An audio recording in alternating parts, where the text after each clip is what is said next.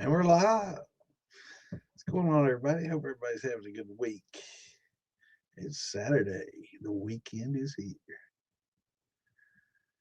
Everybody a chance to stagger on here and visit with us a while. Let me get these links out here in the meantime. Let's see. This is the part I hate the most having to do this. I think a lot of times at the very beginning of the podcast is probably one of the worst times because a lot of people are watching and they see the very beginning, they see me sitting there quiet sharing links, and they're like, well, hell, this is boring. they don't watch the rest of it. So maybe I'll try to engage the chat while I'm also sharing links. Hope everybody's having a good week. So the big news today is we are changing days. We're going to be here on Saturday and Tuesday instead of Saturday and Wednesday. So mark your calendars and make note of that. So it'll be Saturday and Tuesdays instead of hump days and Saturdays.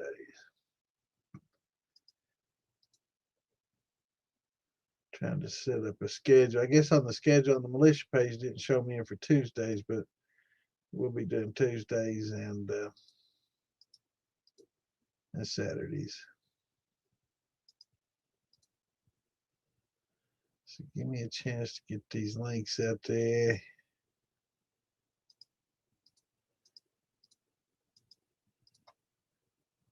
About 34 here. What's where everybody else is, man? I'm already about tired of cold weather, and we ain't even halfway into December yet, man. Jeez. I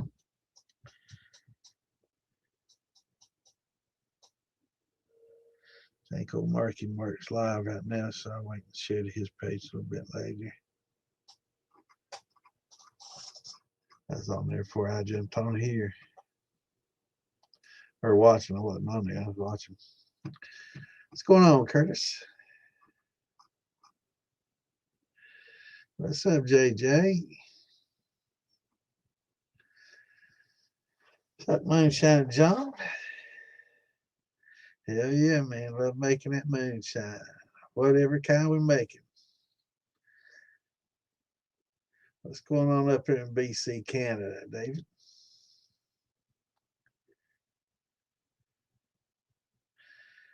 Hello from Southeast Missouri. That's a good spot to be, man. Missouri is one of the few states that allow it to be legally done, up to 100 gallons per person, up to 2 people per household. Over 21 that could do it.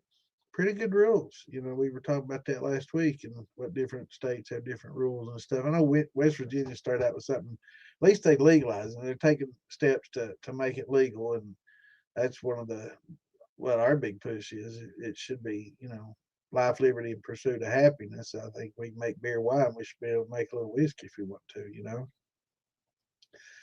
But at least West Virginia got it in, but I think they voted in is like a gallon.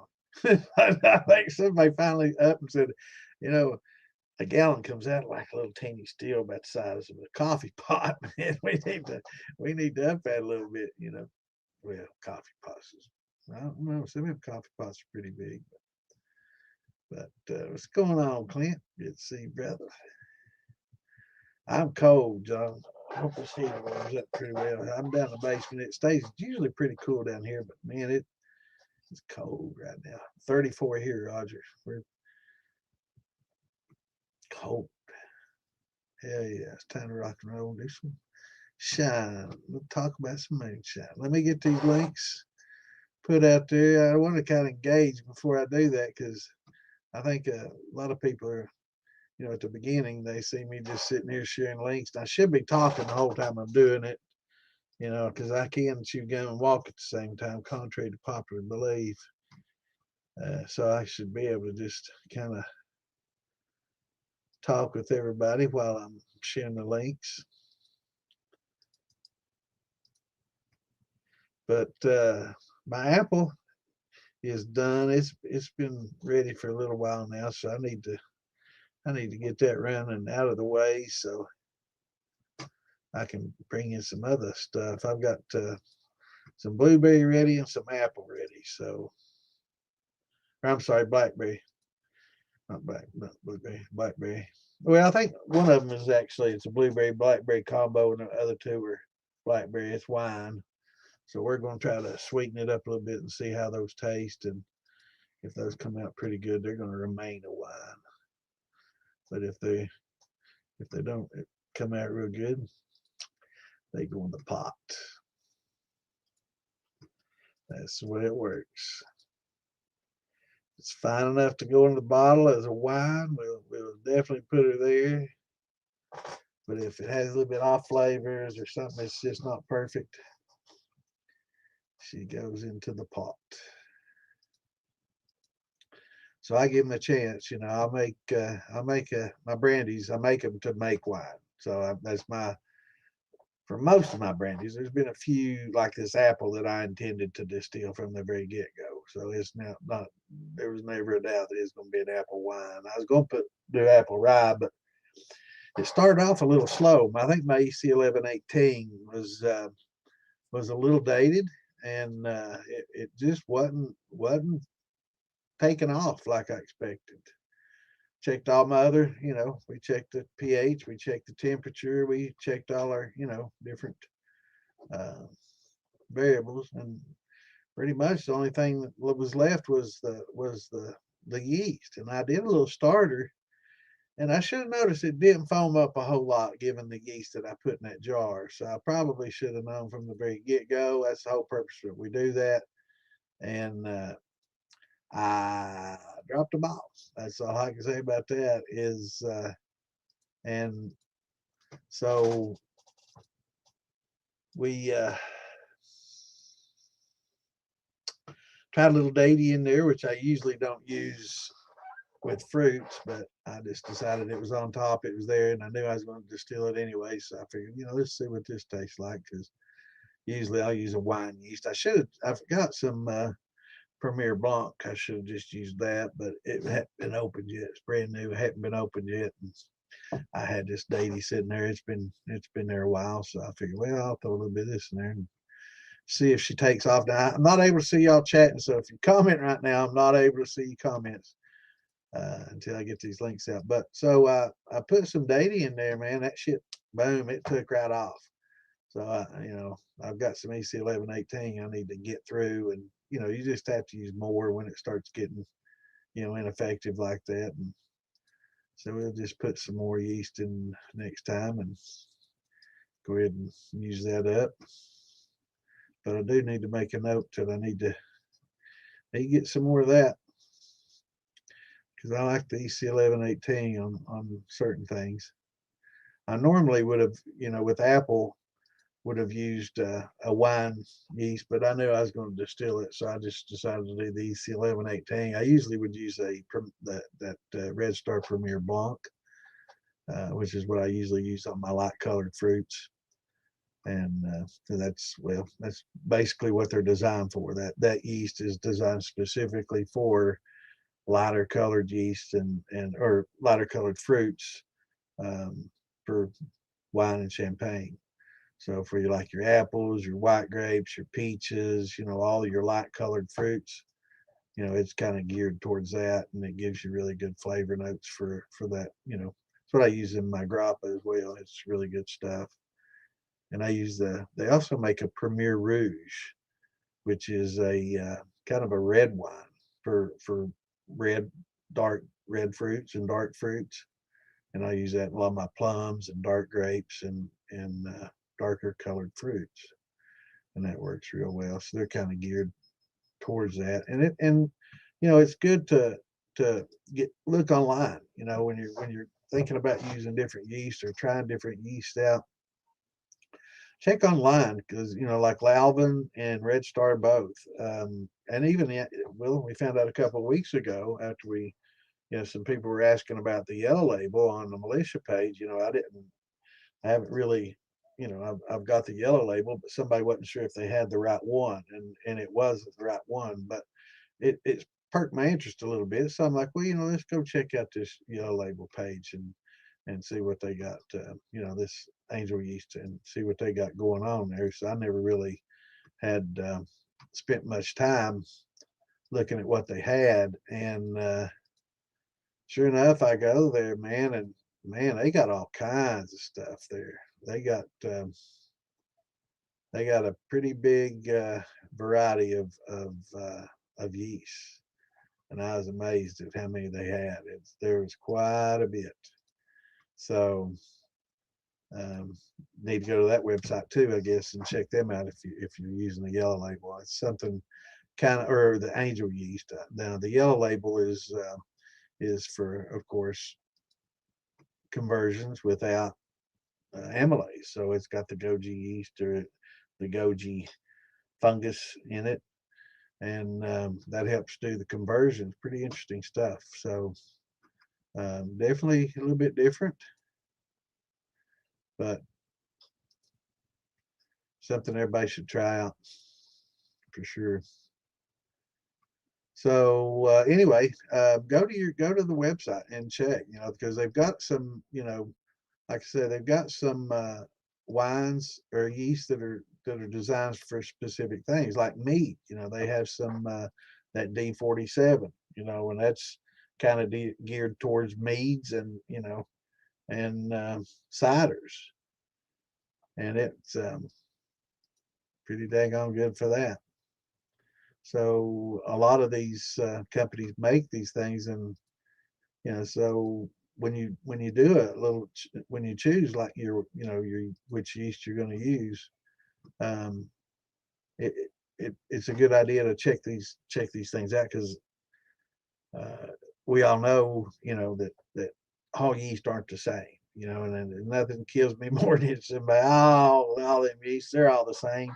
It's like, man, that's I mean, there's a lot of opinions in this, and a lot of people have a lot of varying opinions in this, but that's not one of them. It's yeah, there's a lot of different yeasts that are specifically geared. Now it does boil down to whatever flavor you like. So if you enjoy using daily yeast for every single thing you do, that's fine. Or EC 1118, probably if you're just going to pick one, EC 1118 maybe, Philly's out of Dayton.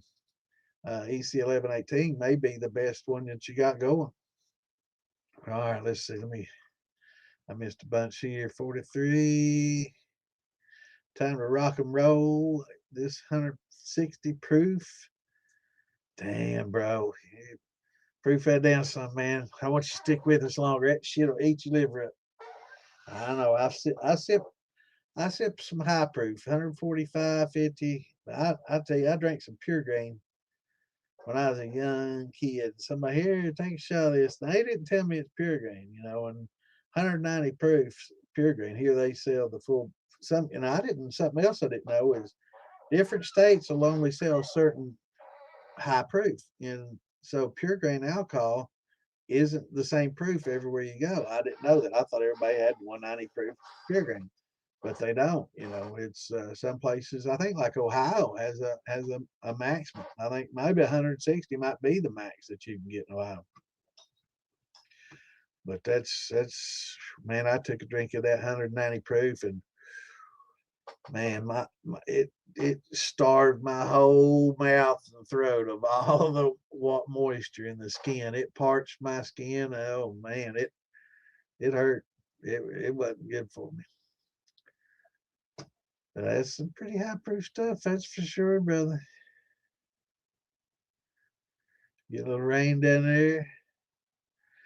Yeah, it's been pretty damn cold here. Today was a little heat wave. We got up into the mid to upper 30s.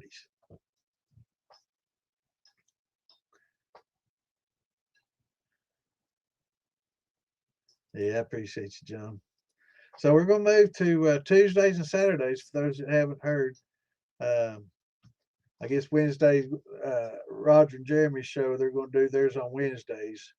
And so we're going to move our Wednesday to Tuesday, and we're going to do the Saturday thing. So I don't know. It gives me a little more of a break, I guess. Uh, it's about the same. So I hope everybody can plan around that. But yeah, it'll be fine. Tuesday, let's see, Saturday, Sunday, Monday, Tuesday. So there's a couple of days there, and then Tuesday, Wednesday, Thursday, Friday, Saturday. So there's like 3 days there. So yeah, it'll be all right. Yeah, it'd be 3 days on one end, and it's the same. The other way it was 2 days, 3 days. So it all works out in the wash. I mean, we just have to adjust our little schedules a little differently, but it's all the same. And thing about it is, most people don't watch it live anyway. Any of them, the majority of people, I've got the little analytics. It shows when everybody watches and how long they watch, and how long each person views, and how many if they come back and watch it again. It gives you all these little stats. It doesn't say who, but it gives you all these little stats and stuff.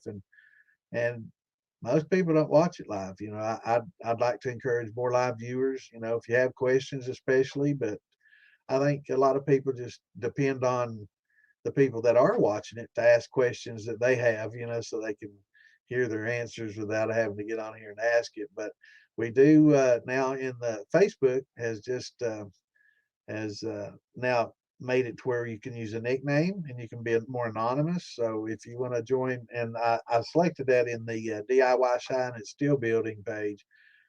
So if you want to come in there with a nickname and not have people know who you are, the only person that will know is me and Eric. That's the admins in there.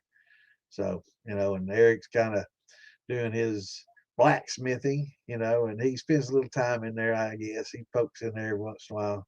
Great guy. If y'all don't know him, he's an awesome guy. He got into it a lot earlier, but he's gotten into blacksmithing lately, and that's kind of taken up a little bit of his time. But he's a really good guy, and does quite a bit. They used to call him the scientist. He did quite a bit of experimentation with you know home-sized continuous steels and things like that. So he and I collaborated and did quite a few things back in the day. But been around 3 years, I guess, was our anniversary just the other day on the page. It popped up 3 years. We've been there for 3 years, so we've been around a little while on that page and having a good time. So if you can get on there, do. We got quite a few people there. We're going to start posting. We talked earlier, I guess Wednesday, we were talking about uh, recipes and stuff, and I spent a little bit of time going through, but there's so many recipes I've got that are just shit recipes. To be just quite honest with you, I don't know where the hell they came from or who put them on there, but I'm trying. I don't want to post anything that's not that I wouldn't want to try or do myself. I don't want to put it just. I can throw thousands, literally thousands at you, but I don't want to put junk out there, right? So I'll have to go through each one. I'm going to look through now. I'm not going to say I've tried each one. I'm just going to say that based on what I saw, it looks like it'd probably be okay, and that's about the criteria I can do. I can't, of course, try them all out. But if something says, 3 pounds of sugar per gallon and all this, folks immediately throw that shit out, because it's not going to be legit.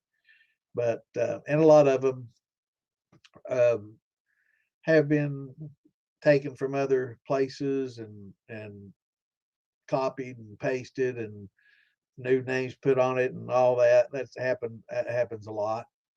So we try to look out for that. I do have the Stampede Steel recipe book in there that has a lot of proven recipes. And they kind of did the same thing. They went through a lot of different recipes and put some decent ones together. Um, I'm glad you made it too, Pat. So and it's a decent little. It's not the most comprehensive. It's not you need to do this. It's not necessarily designed for the beginners, but it's some decent, recipes in there that are basically how much of each ingredient, so that works pretty well. It doesn't break it all down and tell you how to do it like I want to do, but just regular general recipes, and they do pretty well. Awesome.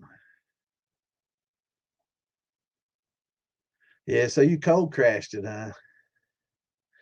Yeah, that works pretty well, man. Cold crashing it'll help those particulates, man. They'll drop right out on you, man. It does a lot, and a lot of people call it, after you distill it, you can put it out in the cold and call it cold filtering, so you can get some oils out of it if you want to really get it really cold and get some of the oils out of your distillate.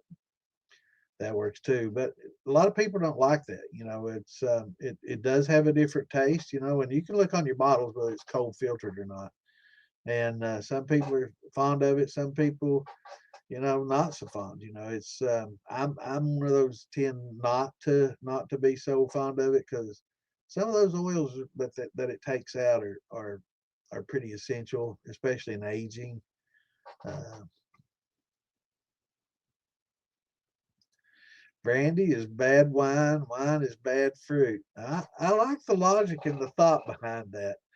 That's exactly right, man. I mean, wine is usually made with the fruit that just not pretty enough to put on the sand, and uh, and brandy's made with the wine that ain't fit really to drink or not the best of wines. I know that's my criteria for it. It starts out as a wine, and if it ain't great, then it's hitting the pot. What's going on, Scott? Good to see you with us, brother. Yeah, I got all my little elves in there working, man. They working overtime. What's up, Lawrence? Good to see you, brother. Yeah, man. 71B. Yeah, that's a good one. Yeah, and it boils down to taste. Now, I will say for EC 1118, it's really good for like if you have a stuck fermentation, and it's fresh. This I've got. It's got a little age on it. Even though I keep it in the fridge, I hate to say it, but it's been there a while because I've got like 5 or 6. Well, let's see.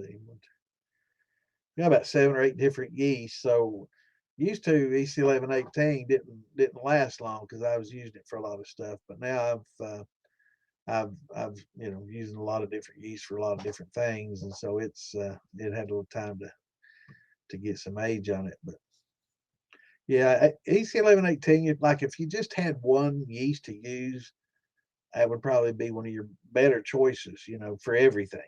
If you just wanted to buy one, but fortunately, we can get a bunch of different wine yeasts for different wines and shines and distillates and kind of gear them towards what we like, and it's good to try a lot of different ones.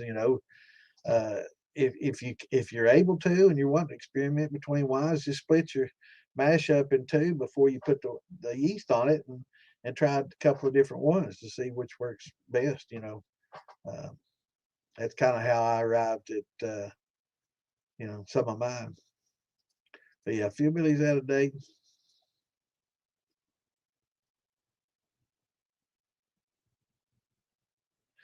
Do they?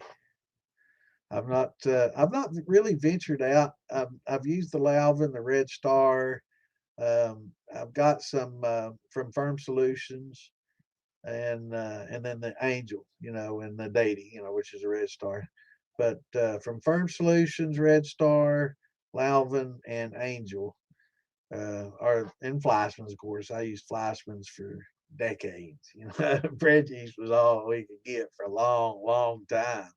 So I'm really happy to be able to use a lot of different yeasts and stuff. So I'm like a kid in a candy store once Amazon came along and all this and all of a sudden the whole world opened up. Man, you could get all kinds of gear and a lot of things that weren't available before the internet. It's changed a lot and pretty much every industry and everybody's lives. It's had a big impact on a lot of stuff. Interesting. M05. Now, is that the mangrove jack you're talking about? I'm assuming. What's going on, Jonathan? Youngster. Oh, man. If you call me young, you must be Methuselah, brother.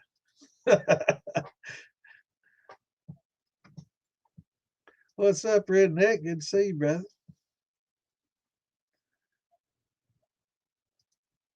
Yeah, and ale yeast. We were talking about this last week, I guess Wednesday, and it's also great for when the temps start getting a little colder. Some of these ale yeast, and they work a little better in colder temps.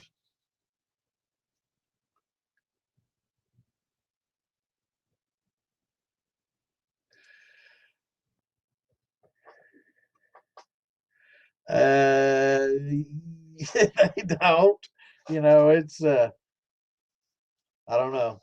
It's hard for me to comment on it.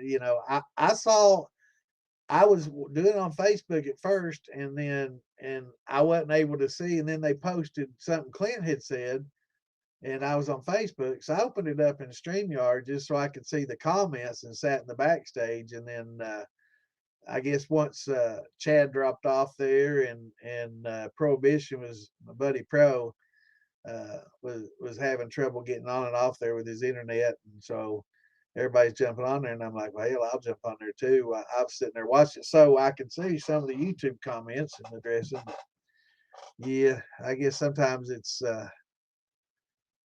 more about I guess sometimes it's the show's geared more towards kind of a talk show thing where they just do the talking and everybody just watches, and maybe a little less comment oriented, I should say. But here it's all about questions and answers, and it's all about what y'all have to say, and dealing with everybody here, and engaging the people in the chat, and trying to get information out, because we do know that there's so many people that, and I mean, when I say many, I've mentioned this 1,000 times, and I'm trying to get more people on here live, because I'd like for a lot of these people that are watching later. And I guess I know that on Saturdays especially, they're out doing, they got better things to do, sit talk to old Santa. But trying to engage more, because like maybe 7% of the viewers watch it live, maybe less. So yeah, there's so many people that watch it during the week and during the day, on I guess on lunch breaks and on their way to work in the mornings and stuff. So you know, uh, I'd like to encourage them to get on live if they can. I guess it fits. A lot of them. Hopefully get a lot of their questions answered and just enjoy listening to us talk, and hopefully someday they'll make it in here. Well, like we had earlier, somebody finally caught them a live show, and I'm already behind. So let me quit talking. I'm 15 minutes behind already. So I will say, if you make a comment and I don't get to you immediately, don't get mad at me now, because I get long winded, in case you haven't noticed. And when I get to talking about things, I try to get what I need to say out there. And sometimes yeah, Firm Solutions has some really good yeast. They probably have one of the largest yeast collections in the world too. A lot of people don't realize that, but not just what they sell. They've got a lot of strains. They're like the seed bank of yeast. I mean, they've got thousands and thousands and thousands that most people don't even know that. But yeah, they've got a lot, and they can DNA. They can test them, and they do a lot of DNA sequencing and stuff. So child mashing, yeah, it's cold stuff, ain't it? Yeah, it's I'm gonna try it. I got some to try. I haven't been able to, but they call it cold mashing. By God, by the time I get to use it, it's gonna be literally cold mashing. So it's not gonna get fermented, or it's not gonna get converted. It's gonna be a little bit on the lower temperature side too. I have to put this heater in there between them all, but it'll work. But glad to have everybody on here, and uh, well, like on the shit show, it's just basically everybody gets on there and chats, and engages the chat a little bit. But I think they were having a lot of technical difficulties, so they were trying to sort through a lot of that and get a lot of that taken care of. And then once they got that sorted out, and got me and Damon off there, I guess they got to talking about other things. It's good to see old Prohibition on there. I hated seeing his grandpa pass, man. I really enjoyed watching his grandpa's video. And of course, the 5th was the day of prohibition, which is one of the reasons they had him on. And if y'all don't know him, he's a good guy. He's a great guy. For those that don't know him, check him out on YouTube and all the popular spots, and give him a follow and check him out. He's got a lot going on, man. But I hated seeing his grandpa pass, man. But I guess they were talking about it last night. Is a good, couple of years for his grandpa. They got to spend some time together and do some distilling together. And he didn't realize how viral his he was going. His grandpa didn't. And Pro was like, yeah, man, we got hundreds of thousands of views. And they're like, wow, really? So YouTube's got a pretty big reach, and it's amazing how many people. And those short videos seem to get the most people. A lot of these long videos, a lot of people, they don't watch the 2-hour shows, or 3-hour shows. They like that 3-5 minute engagement thing. That's the attention span. That's about all they watch. Yeah, I was thinking it's 160 proof was the max there. Yeah. Actually, I think I broke the law there a few years ago when I took some, well, in more ways than one, I took some peach up there. It was, I think, about 160, 65 before I proofed it down. It was a little higher proof than I wanted it to be, but it wasn't bad. It just didn't have a lot of peach, and of course that proof, it's kind of. I ran it like the week before the competition, and I'm learning my lesson. I guess apples the competition for next year, and this apple I'm doing right now will probably be the apple for next year. It's going to age, and yeah, we'll see how it turns out. Should be pretty good.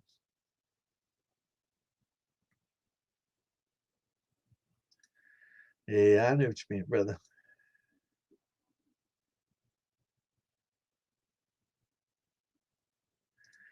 Yeah, we all make those from time to time. Let me get this out of the way there. Now I can see more comments.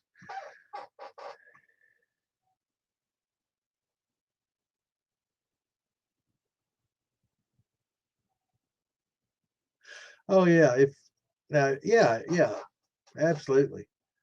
And yeah, if you got a copper still, I highly recommend you pouring it back into a fermenter or something like that, because you definitely don't want to leave that acidic, backset in your copper, because it'll definitely turn her green on you, because it's pretty acidic.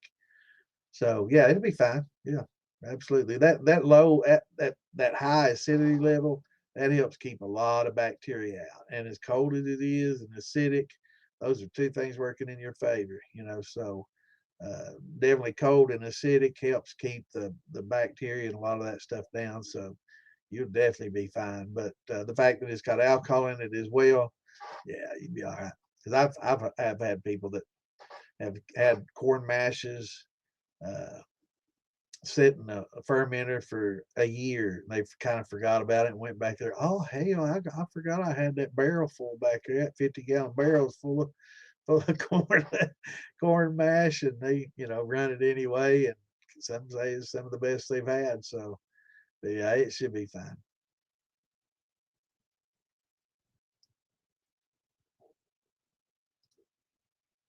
What's going on, Mr. Shadow? And happy birthday, Mr. Morgan. I guess it's yesterday, or yeah, yesterday was his birthday. Happy birthday, brother. And Nick Kalo. Happy birthday, Nick. Hope y'all had a good one. Happy birthday, brother Mark. Which reminds me, let's see.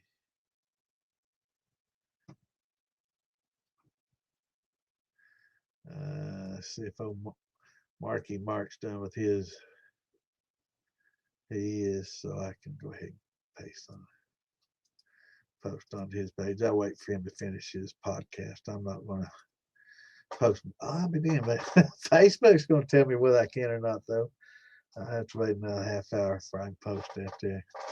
Let me go ahead and put it like this so I can come back to it, though. Yeah, I'm not going to post something on somebody's page where they got another one going. That ain't right. Don't do that. That's rude. I knew what you meant, Clint. Cold child, yeah, I knew. Clint's doing this on his damn phone, so I type on these damn phones and I double strike. I hit two keys at once. Well, my worst is the L and K. So every wood could is wookle and cookle. I don't know. I always get that L and the K mixed up, and I got fat fingers, and that damn phone keyboard definitely ain't made for a man's fingers.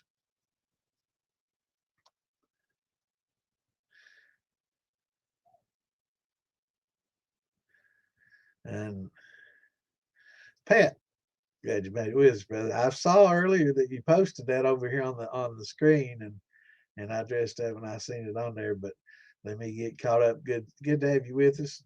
So that's one of those ones that listened before and wasn't able to get here on live. And man, he's on his work day. That's awesome. He's usually working about this time. So we got quite a few viewers though. I would say 97% of the viewers and views are live. I'd like to have them on here all live. And I don't know though, Lord, Clint, you think we can keep up with 400 or 500 on here all at the same time? I don't know, and it might get tough. What's going on, Roy? Good to see you, brother.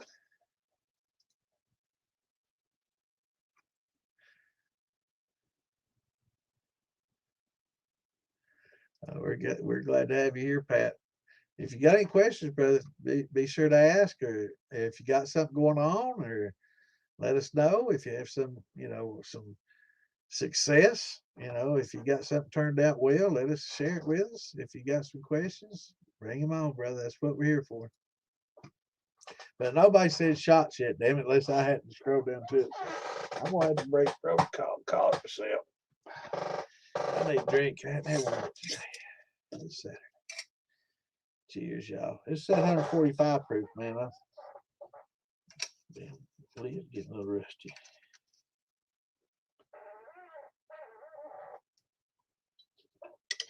But that's good stuff. Man, that's white lightning. Somebody posted that on the militia page. I haven't heard that song in a long time.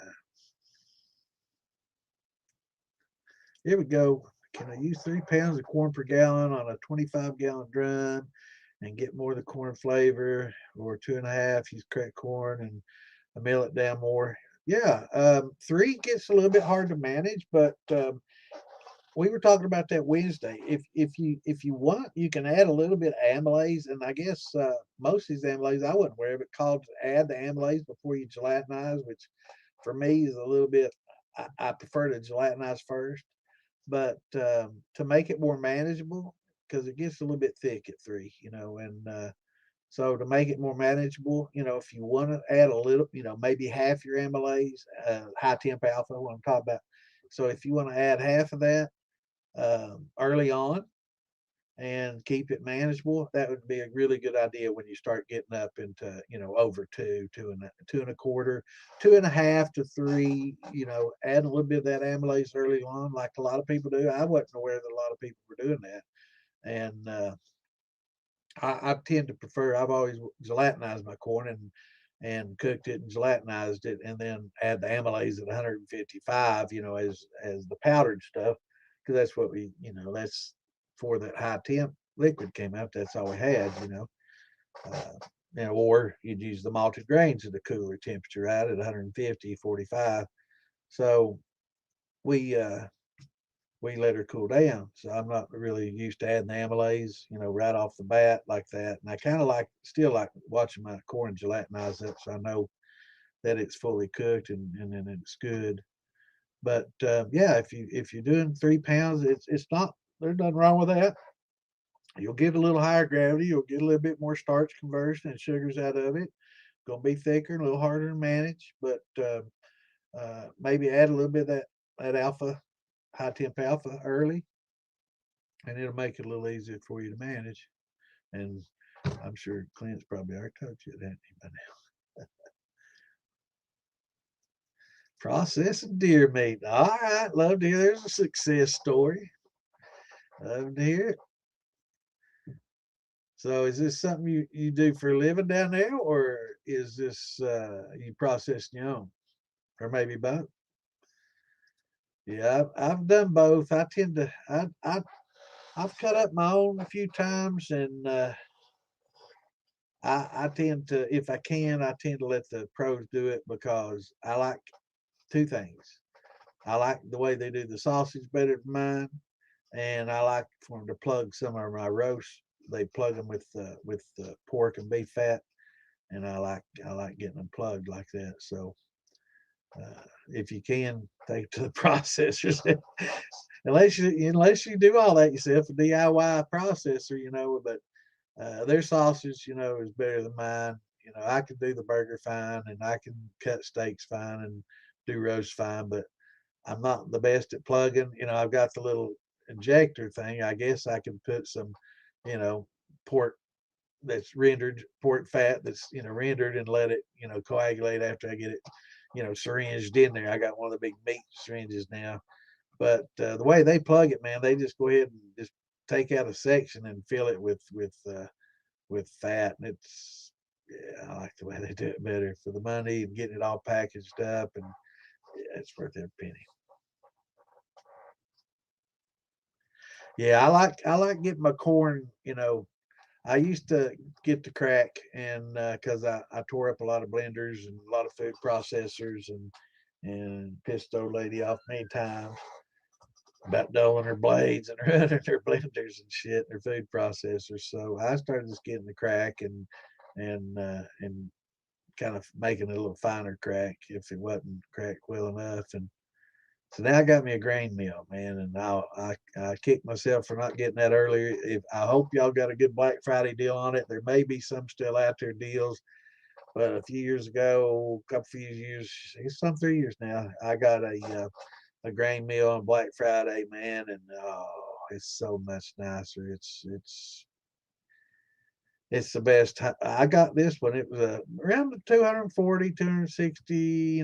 I seen different prices, different places, and it was the same wattage and same one, and it was like $160. So I got almost $100 off on it, about 40% off, and I pulled the trigger, and man, I'm so glad I did.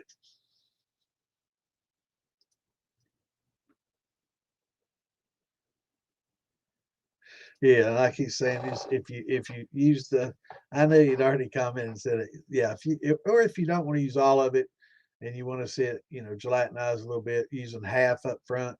Definitely when you do over 2.5 or over, I'd recommend using some of that amylase right off the bat, which is sometimes what they call for, and for good reason. Let's go on, Mike. Let's see, brother.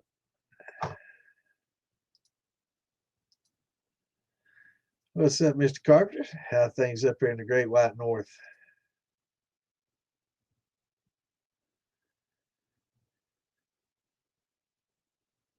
Does it stall on you?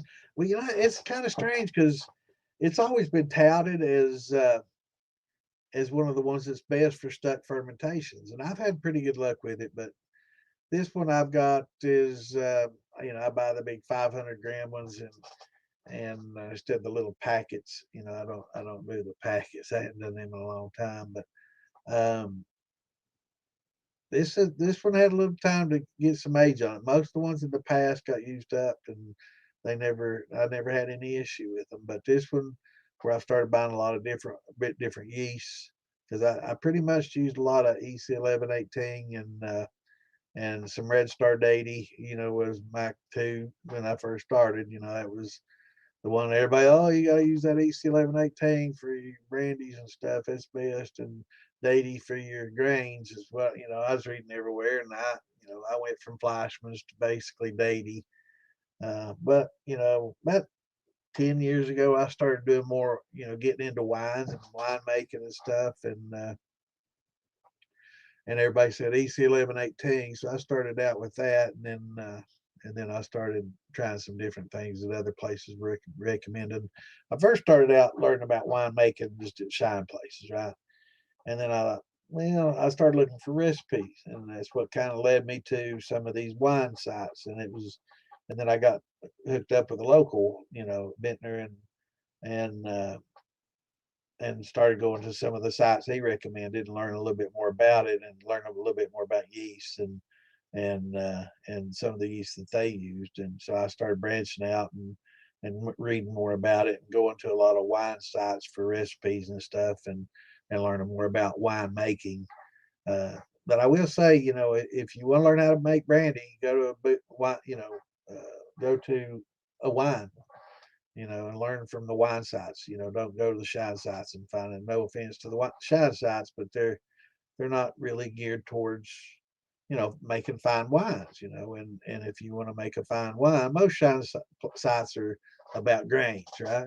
So you can learn more about grains there or beer. I recommend going to a lot of beer places. John's a big beer maker, man, and probably knows about as much about beer making as most of us here. Been doing it a long time, and so, you want to learn about making whiskey and stuff, learn to make the beer, and learn how to, how they work with grains and manipulate grains and step mashing. There's a lot to be learned from beer makers. A lot different, process than what we do because we start with corn at a high temp and work down, right, backwards. Whereas beer makers start low and increase the temperatures and do, protein rests, escarification rests, and things like this that cut down on haze and proteins and stuff, formulation. And so it's a little different process. And some of your best whiskey makers are good beer makers, because they've learned that process. Just like some of your best brandy makers are going to be your vintners that know how to make the killer wine. So, you know, there's a lot to be said for, where you get your info and experimentation and learning and experimenting on different yeast, and seeing what you like best. Because, nobody can tell you what yeast you're going to prefer most.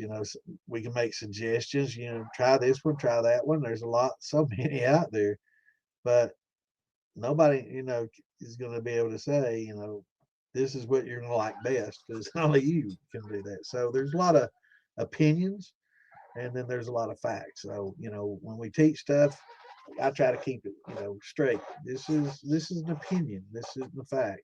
There's some scientific facts to what we do, and we try to teach those, and try to make things safe. That's the big issue is keeping it safe. So when it comes to safety and talking about grinding up cherry pits and stuff that's got cyanide in it, I'm going to put a full stop to anybody that says that'll be okay, because it's not. So don't. And so there's certain things, and people saying you still won't explode. You can't explode a steel. That's just stupid, and that's just encouraging people to be negligent around them. When it's been in the news, we've seen it. We've seen it on MythBusters. I've got friends, that's had it happen. So, all this steels never explode. That's just a myth. No, it's not. It's a fact. It can, and it's just for people to say that, it gets me fired up because it's just blatantly wrong. And to say that, people hear that and they're like, well, see, I told you we don't have nothing to worry about, man. Just put that high proof stuff in there. You won't have to worry. They're all full of shit. They don't know. And then, next thing happens, it's you got people going to the burn center, and struggling for their lives with X amount percent of their body, burned. It's not good, It's happened a lot. Weird question. Awesome. It's probably been answered already, damn it. Chestnut oak. That is fail. That's okay. I used to. Now chestnut. I think what he was talking about was the original chestnut. So back in the old days, before the blight and all that, and I mean old days like 1800s and prior, they used to, in the early 1900s, I guess, but they used to use chestnut a lot in the barrels and stuff. A lot of your finer wines and stuff were used, and especially wine and brandies were aged in French oak, and this, of course, was the old world. But over there, they put a lot of stuff in chestnut, and a lot of stuff over here early on was done in chestnut. And then after the blight, they had to find other types of wood that was very conducive to aging and the aging process. And so they went with oak, and they found that white oak is the best. Now, red oak is fine to use, but some people, like me, I'm one of them. You notice my face, even when I drink this regularly, my face will start getting red. But if I drink stuff that's been on red oak, I mean, I get splotches, just big time rashes and stuff. And there's a lot of fair skinned people and Scandinavian people that also have this issue. And it's, there's, I guess, allergies to the tannins and stuff that are in red oak, maple too. So that, I guess, when they've started deciding what wood would be best, I think white oak won out because it basically gave the best flavor, and people didn't have reactions. So that's why you don't see a lot of red oak being used in a lot of whiskey and wine barrels. Not saying you can't, but it is important though when you start dealing with woods and stuff, because a lot of people don't realize it, but some of those woods out there are toxic, and leaves and stuff. People want to start, experimenting with flavoring with different leaves, and like we've talked about before, even the juniper berries. There's certain types that you can use, and there's certain types that are toxic, and it may not necessarily kill you, but it make you sick as hell, and it could cause some organ damage. So be real careful when you decide that, hey, I'm going to decide, I wonder what these leaves would taste like, steeping with these leaves, or trying to get a little bit of this flavor or that. Be real careful when you do the juniper berries. Make sure that you're getting it from the proper juniper tree. You really need to identify the tree, because some of the most common ones aren't good.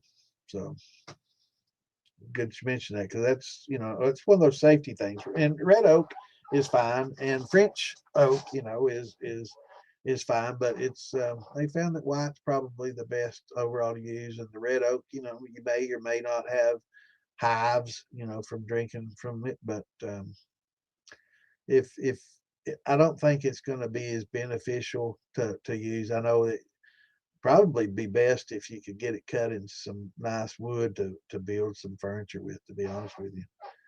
Um,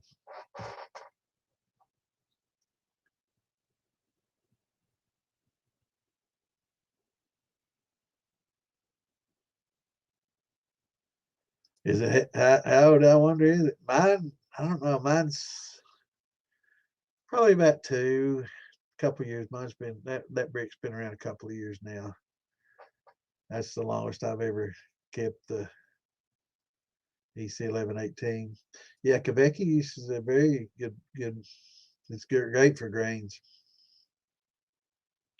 Very good. Well, a lot of people love that. In fact, most everybody that's ever tried it, I don't know that I've ever heard somebody say that it sucked. I don't think I've ever heard anything bad about Quebec yeast. So what's going on, Anthony? Good to see you, brother. And I am 25 minutes behind. I apologize. I'm going to try to keep up and get caught up. Jar not far. I got you. I have a far of 1118. I did have to pause a bit at that. I'm like, far. Oh, yeah, he's jar. And I do the same thing.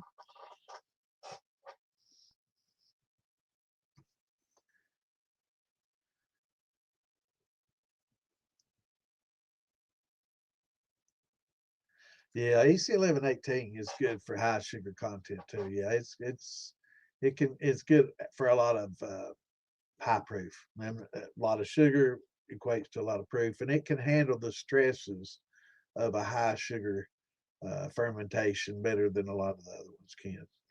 And so with that 74, and with like for the meads and stuff, it can handle that honey well. But a lot of these yeast, a lot of people don't realize a lot of these yeasts, like some of these rum yeast, are designed to be used for, you know, molasses and stuff, and it'll have special yeast and enzymes in there that help break that molasses down a little bit further, and little invertase in there to help break them down and convert them, so you get a little drier, and you don't get uh, a sense of a stuck fermentation because of the unfermentables, right? Is the limit dextrins that are remaining in there because not all the sugars from the molasses are fermentable. So, some of these yeast, like the rum yeast, especially, we were talking about specific yeast suited for certain things. It's really good to do the research, like tequila.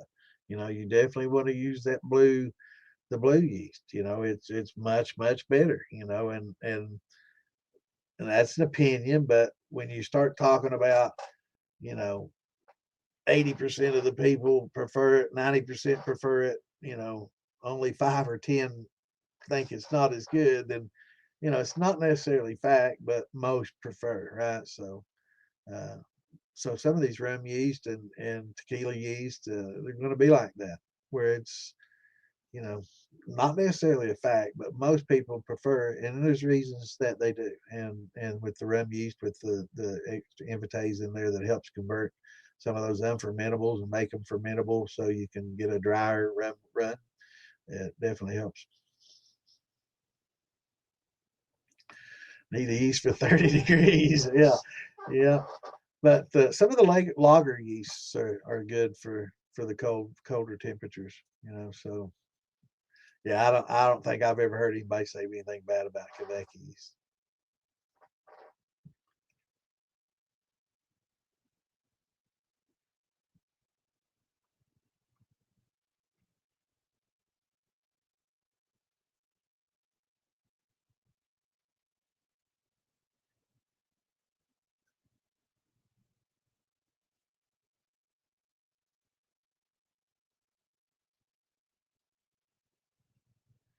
Well, I mean, if after you mash it in, you can take the flocculants from the very bottom, John, and save them. And if you want to spread them out on a pan and let it evaporate, of course, what first thing you want to do is get distilled water and kind of rinse it and add a couple of gallons to it and just really water it down good. And that'll get rid of all the alcohol in there, right? It proofs all that alcohol that's in there down from, 10, 12%, whatever our mash was. It helps calm all that down. So that's not impacting your yeast. And so you get to separate that with some distilled water, keep it at the proper temperatures, and throw them a little food in there, throw them a little sugar in there to keep them happy and fed, and you could add a little yeast nutrients in there to help keep them alive and going, and just kind of rinse out the flocculant bed, and I guess the dead yeast in there helps feed the ones that are surviving.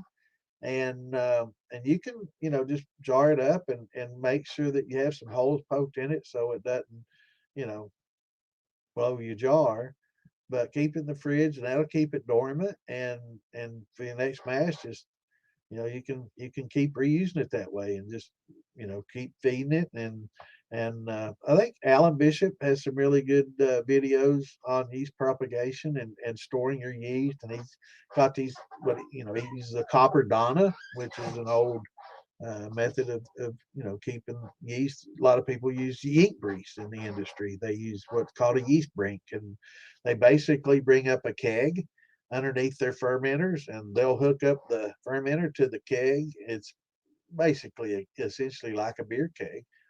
And they'll open up the valve out of the bottom. They'll drop that flocculant right into that keg, shut off the valve, and then they go into their secondary fermentation, right? So they get all that um, flocculants and all the yeast and everything out of the bottom, the yeast bed, and that way it helps flavor. That way you don't get too much of the yeast in your flavoring, and do somewhat of a secondary fermentation. This is mostly in brandy making, and they save that yeast, and from the yeast brinks, and they'll take it back, they'll rinse it and get out the alcohol and help you know the conditions and feed it a little bit, keep the temperature and everything right, and kind of stall its growth with refrigerating it, kind of make it go dormant, and just every once in a while feed it a little bit. But Alan's got some great videos, and I think Poppin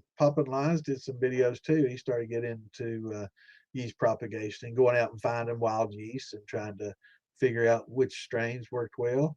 So there's some good content out there. Check out Alan Bishop and see some of the stuff he's done is um, pretty good, pretty interesting stuff. He's gone to a lot of old distilleries and collected yeast from them and brought it home and propagated it and cultivating it. You know, you can start with a little swab on a Q-tip and from that grow it and populate it, and because they'll reproduce as long as you keep them happy and keep the oxygen in there, keep it an aerobic environment.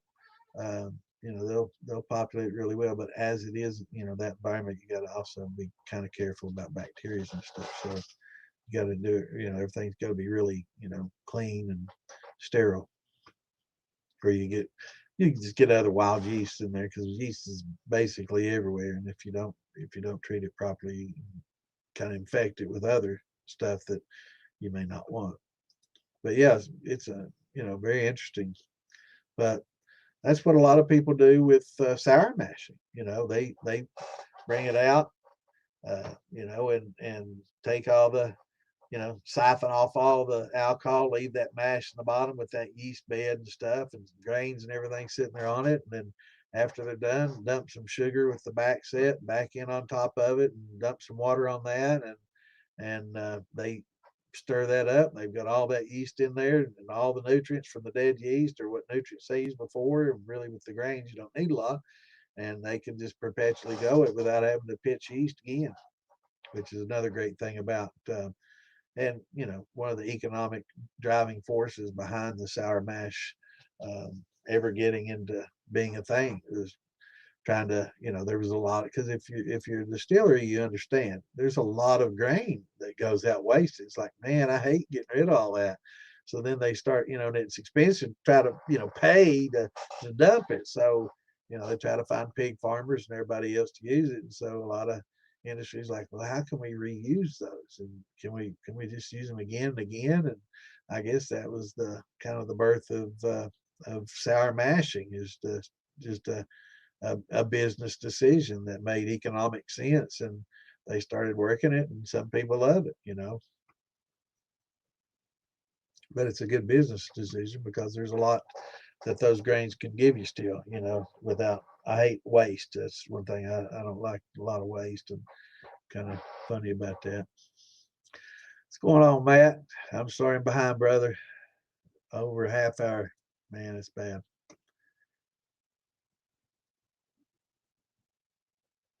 I have to check out Mangrove Jack. I've not used any of the Quebec yeast, but I'm definitely gonna try that. That'd probably be some of the stuff I get next. But I've been getting some of this Firm Solutions yeast going to be the next thing. That and the Yellow Label, I want to check both of those out.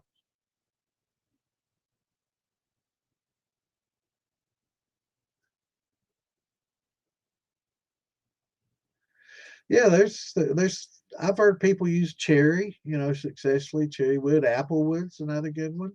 But yeah, you definitely want to, do some research before you just start using any kind of wood in the wood pile. Definitely want to make sure you identify it, and B, that there's not some and not just something that's toxic. Some of the tannins just might be a big no. I mean, it might be just not so good. All right, well, let me make sure. All right, Clint already got it. Need to get caught up. What's going on, Mash Brothers? Good to see you, brother.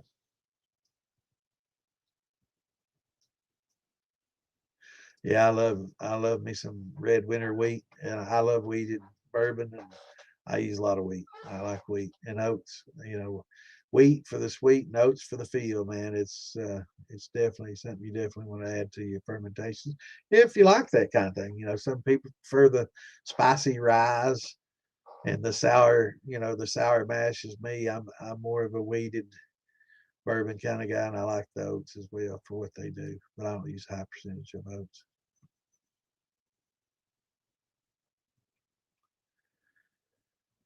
Yeah, it gets a little bit political. Um, sometimes when I get to drinking and it's late at night and somebody brings up something, I'll make a comment, but I try to keep on topic. I know a lot of people, and what you have to think about is not everybody believes the way you do. And that's what one of the problems with what's going on today is people, have trouble hearing different opinions and stuff. And I think a lot of people offer too much opinions and stuff, so it's kind of a double-edged sword. Uh, but I think people should be able to, sit down and have a peaceful conversation and air out their differences. Because I think when it boils down to it, I think most of us, if we can talk normally about things, I think most people agree on most things just based on morality. Uh, and I won't touch much on it, but I think if we were able to just all sit down and hash it out and talk, I think most of us would agree on most things, but there are always going to be things we disagree on. And how we deal with those has changed a lot recently. I'll say that. A lot of people, um, you know, in the past, yeah, I can see your point, but this is the way I feel about it. And that'd be the end of that. Let's go drink a beer. We'll still be friends. Nowadays, it's like, you've got to agree with me or I'm unfriending you. This is getting crazy. So, but when you podcast and you do other things and you have a following, anytime you bring up politics or religion, you're always going to alienate people that think or feel differently than you do. So uh, a lot of people would be very benefited by learning. Sometimes that's not the best thing to talk about, and this is a moonshine podcast and distilling podcast and wine making, beer making podcast, and we get enough of that shit in every other social media thing we go to. So can we just have one thing where it's a forbidden topic, and I think that's a good thing for it to be. So, but I will apologize because sometimes I do get a little heated and drunk and you know say a few things I probably shouldn't. But I hope I don't offend anybody when I do. But there's certain things I feel pretty strongly about, and I guess a lot of people do when it comes to things like that. Good time having a drink. I won't say anything. Promise.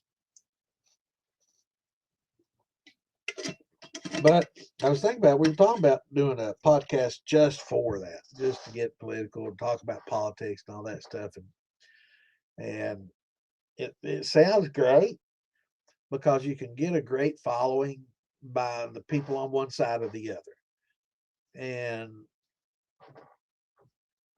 the strange thing is you can talk about it and get a following from this side, but the second you disagree with whichever side it is, all of a sudden they hate you too, and both sides hate you, right?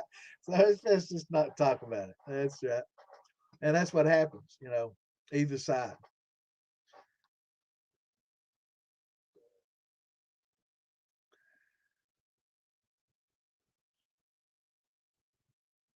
Yeah, that's Marfugal Phil. He's a good guy.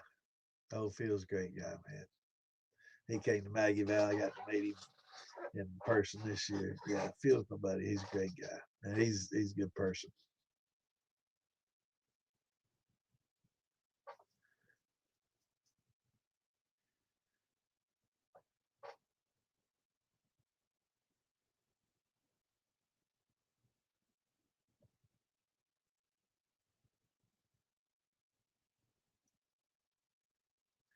Yeah, your yeast will last as long as you keep it properly.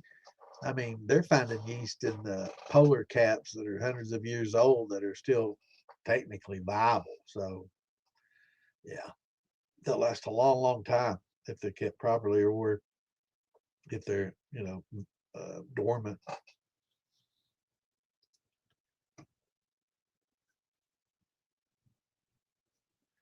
I agree, and I think that's where it becomes a moral. When we talk about decisions, and a moral thing shouldn't be left or right. We should all agree on most moral things, but we don't for some reason. And I would give some examples, but I know it'd piss somebody off, so I'm not going to say anything. But I tell you, some people, no, I'm not going to say it. But yeah, it is. It's morally, everybody should agree on certain things versus the other. But you know, I, yeah, most people are too hyper partisan these days. It's one way or the highway, and it's like they're all for this or that, and until you're not, and then it's like they'll dump you. It's like I said, if you don't agree with everything they say, either side, you know, they'll dump you. So eventually, you're going to piss both sides off if you have an opinion, and you're kind of in the middle. You're going to piss off both extremes, and then they just all hate you. That's the way it works out. So I try to just not talk about it.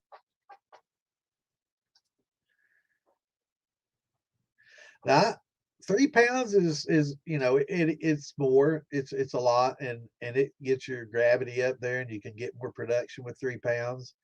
2.5 to 3 is what I generally try to use, especially um, if I'm using adjunct grains, which like wheat and barley and oats, um, which I normally do, then and it gets a little bit heavier than just. And if it's just corn, probably 2.25, 2.5, and it works out fine. But if I'm mixing other grains and I'm adding them later, malted especially and stuff like that, it's generally stuff that I'm adding to my 2.5 pounds of corn that I started out with, or 2.25 that I started out with. So that's in addition to that. So it ends up being closer to 3 once you add the percentages up, and that's how that works. But after you get that high temp in there, and it thins out, and you add the other grains at a cooler temperature as it's cooling down, it's a little easier to work with because it's hydrolyzed, and it's a lot thinner at that point in time. So when I say 3, it's generally 2.25, and I will alter it depending on how much of the adjunct grains or other grains I'm going to add. So that will change. But I usually start out with about 2.25, maybe 2.5 if I'm just going to add maybe some wheat, nothing else. But if I'm going to try to add some malt, I'll probably start a little less, because I'll add about 20% malt if I'm going to depend on the malt, right? Not use so much amylase.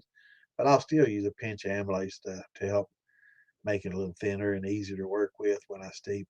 And so I don't do it all the same way every time. I'll just whatever whim strikes me. It all works out the same if you know how to do it right. If you're I always try to use a little bit of the powder because I've got the powder and I want to use it up. So I throw a little bit of powder in whether I need it or not, and I'll start with less high temp than I need because of that. I'm adding powder later.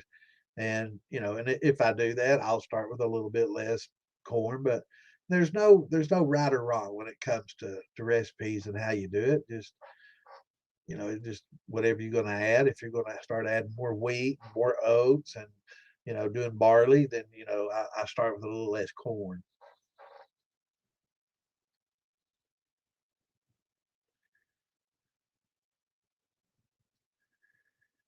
Using a liquor chicken for the first time.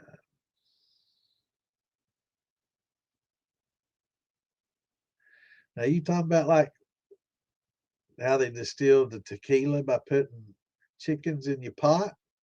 I've seen that before.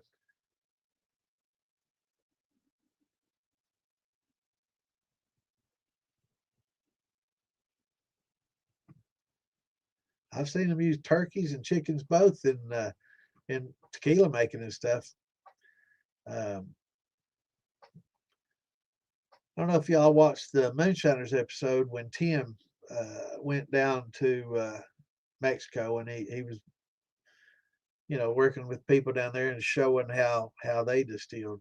One of those guys put I think it was a turkey in there, and there's a specific thing that they call that, and I can't remember what it's called, but there's a specific thing that they call that, and I can't remember what it is. But yeah, some of them definitely use. Use the old chicken in there for sure.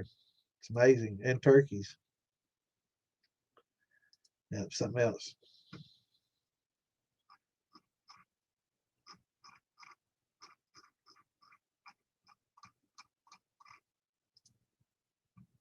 And I'm assuming that's what you're talking about. If not, let me know. Because if it's something different, I need to know. How's it? There we go.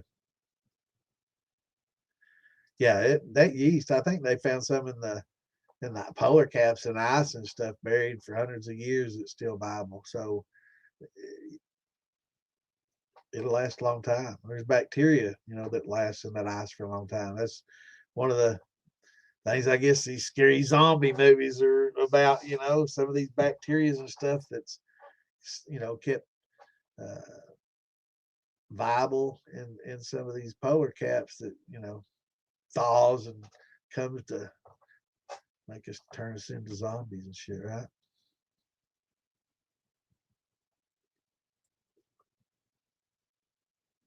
Absolutely. Absolutely, brother.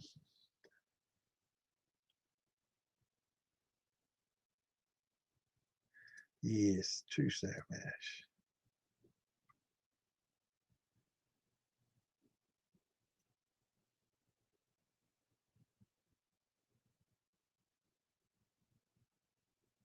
Yeah, he was on earlier. Yeah, I was on there with him for a while. I mean, I didn't get on the podcast with him, but I was listening and commenting before this one started. Yeah, Mark's my buddy. I like Mark. He's a good guy.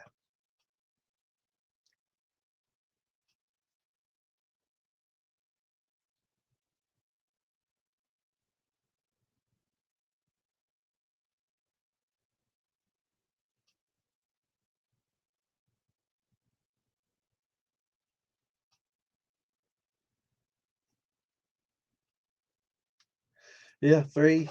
Yeah, that's it just depends. If I'm going to add other grains, I'm not going to do three.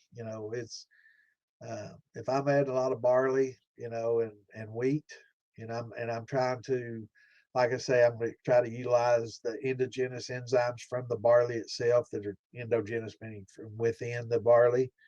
Um, then I'll use less than the three because I'm going to do about 20%, right? If you want to do your 6 row or 2 row, maybe even a little bit more.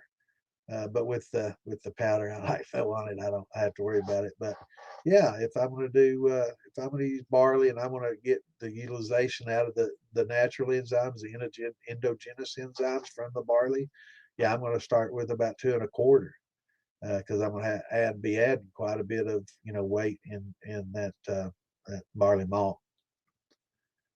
So it depends. There's no set. It just depends on the other grains. Hey, brother, we're all here to help each other, man. We all talk about our successes and failures just the same, man. It's we've all had them, and that's one thing that I guess defines a lot of people. Some people tell you all about their successes, but when it comes to failures, they kind of get real quiet. I'll share my failures because that's how we learn. We learn from success and failures. Yeah, I like that. Shots and Tokes. That feels like a damn good show.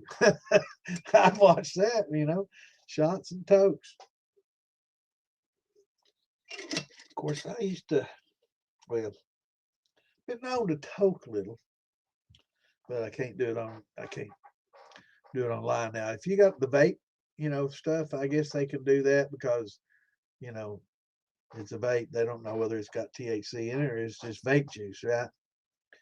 Or if you're smoking a pipe, that's just a pipe. They don't know what's in it. But if you break out the bongs or the joints, then they get a little funny on Facebook and the YouTube about that. So yeah, we can't do that as much. I know there's some out there that do, but I don't want to get Philbilly, you know, shut down. I appreciate it. He's a sponsor. He puts this out there for us, gives us a platform to speak on, and so I have to.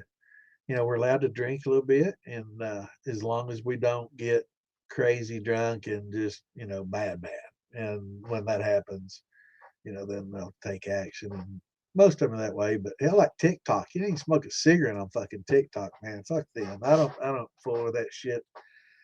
I don't want to get all political about that, but yeah, I mean, I enjoy watching some of the videos and stuff on the PC. I put that shit on my phone and it like wants to come on its own and shit. No, hell with that. It's hard to shut down. You almost have to turn the damn phone off to get it away. And it's like, nah, not for me, man. I mean, there's a lot of people on there that enjoy it. A lot of moonshiners on there that get a bunch of likes. And, if that's what you float your boat and likes and getting all those thumbs up and getting the following and, more power to you, man. Whatever floats your boat makes you happy. But I just said, I like the cozy situation we got here. Everybody can get on here and drink a little bit, talk a little bit, and share, some of our secrets and knowledge with each other, and help beginners and help make it safe for everybody. That's what I dig. That's what I like best. So, but there's something out there for everybody, right?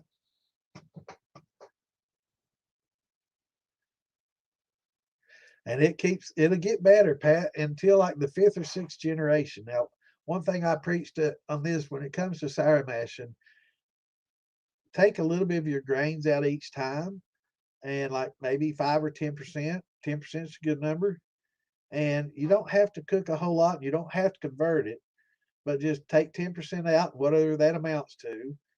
Put that on a pot and cook it fresh. Doesn't have to be converted and all that. Just add some fresh grains for flavor and throw that back into your sour mash each time. And that way, at the fifth, sixth, seventh generation, when it starts getting really weak, and you don't have to just restart it, that's what happens to a lot of people. They stretched out, keep going, and by the time it gets fixed, sixth, seventh, then they're like, man, it's starting to taste a little thin. I'm not getting that grain flavor anymore. It's just starting to taste like sugar shine, right? Or a thin mash. And so if you supplement and take out like 10% each time and just cook some and add it, hell, I don't even have to really cook it, just add it, for the flavor. But cooking it and gelatinizing it and just throwing it in there, just do that, and you can run it all summer long, and you'll never lose a bit of flavor. It'll be consistent, and really that's what we strive for, is getting something to where we like it, and then being able to replicate that, right, and get consistent with that. And that's where a lot of people have trouble because they don't document what they do, and they're like, well, damn it, oh, man, that's the best one I've ever had. What did I do? I forget, and so it's, yeah, to keep it going and going and going and be, perpetual. It's a good idea to supplement that way.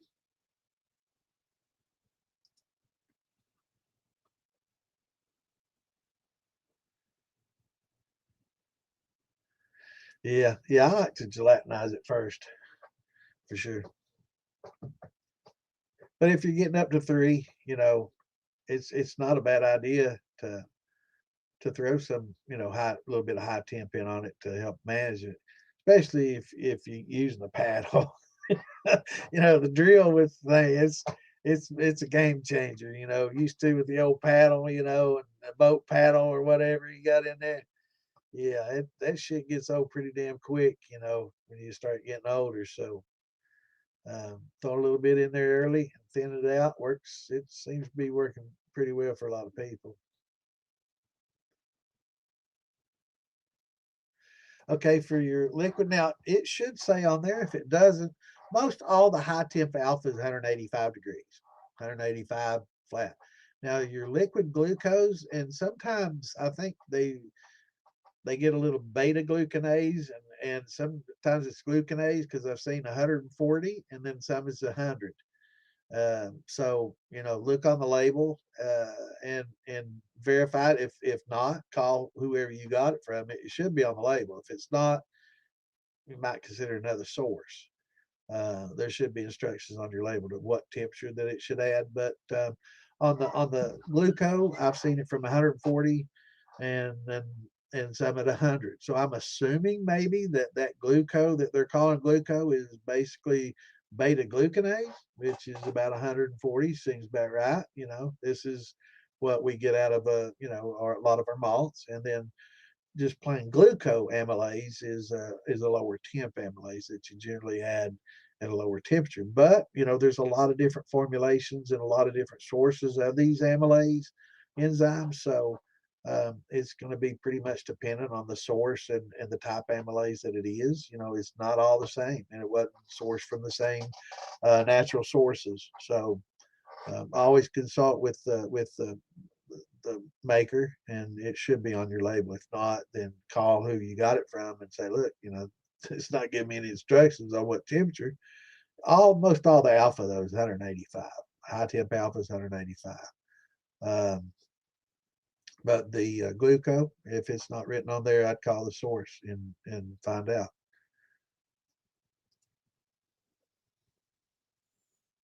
Oh, it is your own. Am I that freaking far behind? Oh my God, man. I gotta accelerate here. Wow. I'm glad you're cutting young deer up. Man, I'm so far behind. I couldn't do this that Clint, man.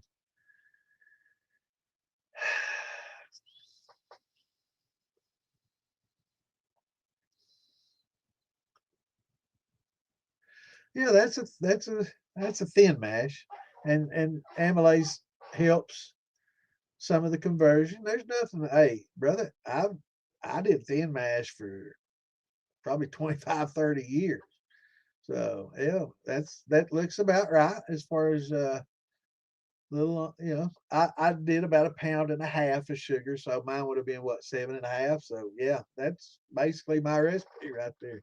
But I didn't throw in any enzymes, but it does help. Back then, I didn't have access to them, and so I didn't use them. We couldn't even get malt there unless you malted your own, and it was corn if you did. Uh, yeah, that's fine. Perfect. 1080. That's fine, man. You can't, no problems with that at all. Makes good shine.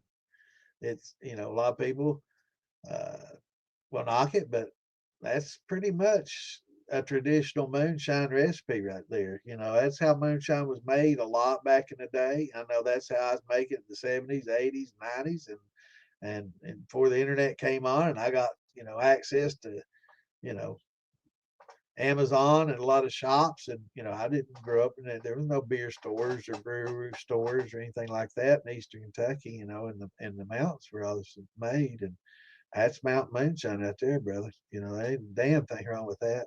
And it makes good liquor, and I tell you what, you want to use that same recipe and next time put some cream corn in your thumper.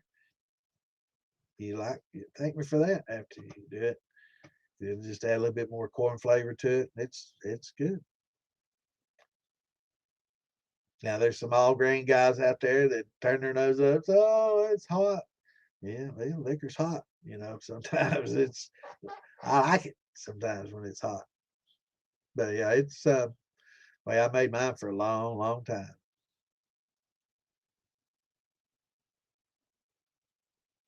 Yeah, mine's about $300, to process one fully out, so um, and they do a good job, and that they do everything. That's the summer sausage, all the burger, all the steaks, plugged meat.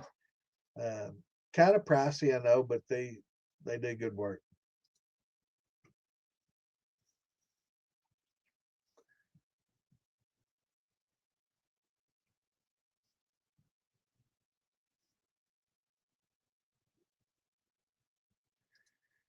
Dextrose, Phil Billy. Phil Billy's the man for dextrose. They got a pretty good line on it up there. If you could drive up and get it without the shipping, definitely. So plan a trip around it.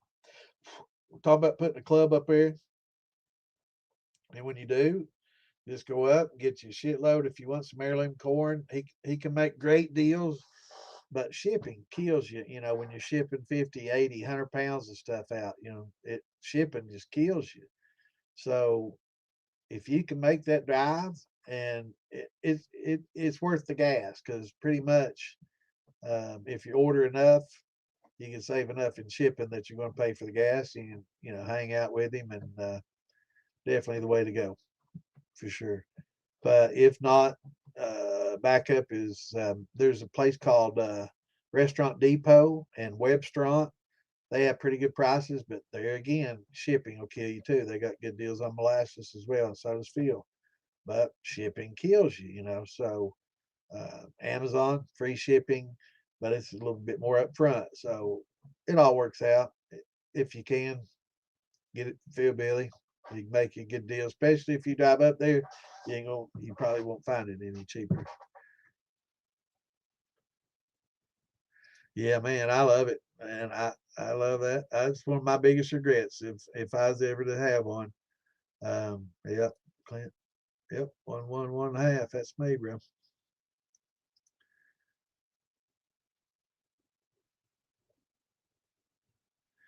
Love my grain mill though. That's one of my biggest regrets not getting that a long time ago. And yeah, that's what I've seen people use. A buddy of mine got a coffee grinder from an old coffee grinder from an A&P store. And it's red cast iron. Man, that thing works real well too. He cleaned it up real good, man, and pretty slick. That's a beautiful piece of equipment.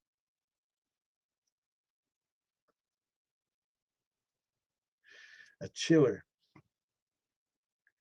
Yeah, it's a chiller. He gets them off Vever. You can get a Vever, and they rate them by horsepower, strangely enough. But yeah, they're chillers.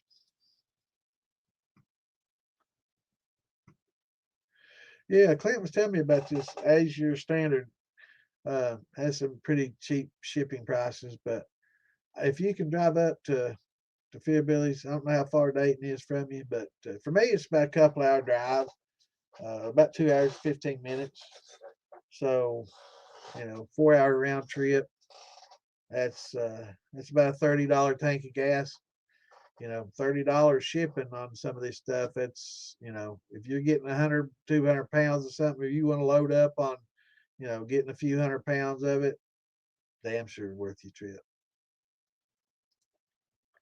Hell yeah, man, it is. I used that old Fleischmann's for many, many years. Made some damn good liquor with it. Using that thin mash recipe that fella was talking about. Yes, sir.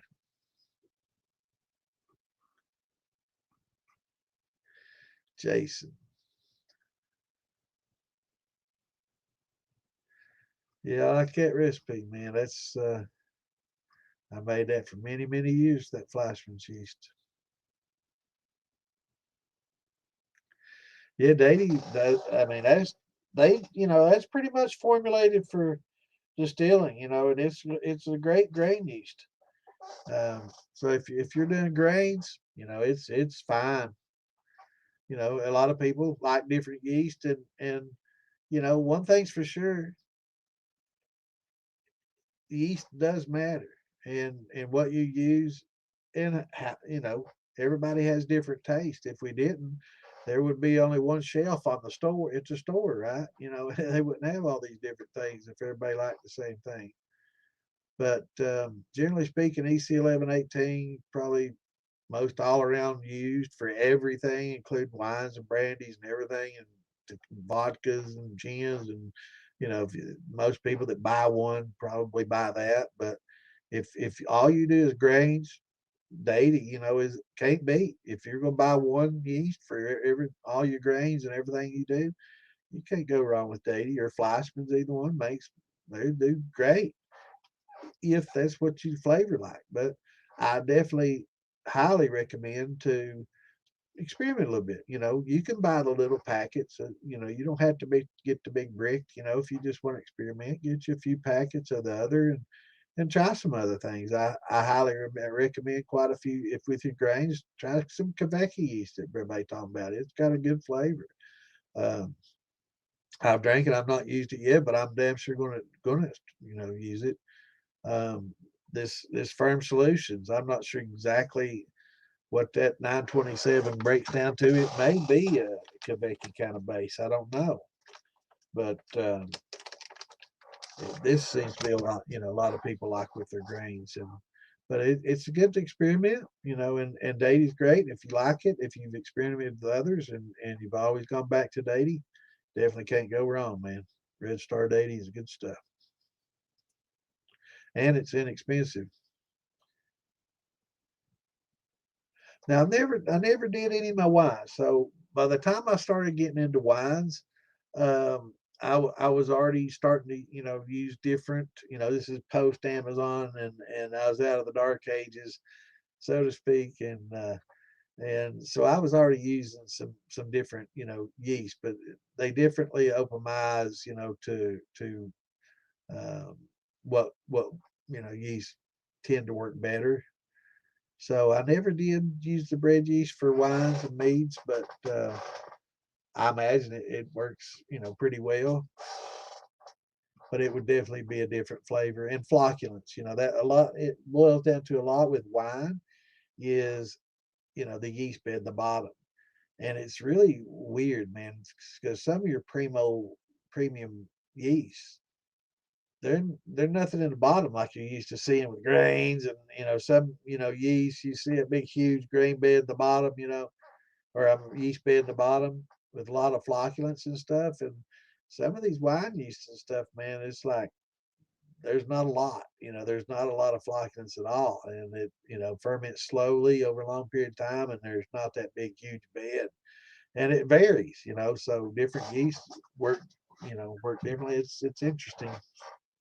But I think with some of the wine yeast, you tend to, I guess that's why they, do the secondary fermentation. After the first week or week and a half, you end that primary fermentation and you separate the rest of that wine from that yeast bed immediately as soon as possible, because you don't want to get too much of that flavor in the wine, or it gets overpowering and it affects the flavor of the wine. You lose character, you lose depth, and it just starts to taste like yeast, and you don't get as much character from the wine. So that's why they immediately separate that and do that secondary fermentation, and you get a little bit of carryover. You want some to carry over to help feed the yeast and carry it, forward. But you get rid of that bed so you don't have that wine sitting on that bed for an extended period of time, and then you just keep racking, and do a third rack, even after some builds up. But a lot of good yeast don't have a lot of buildup.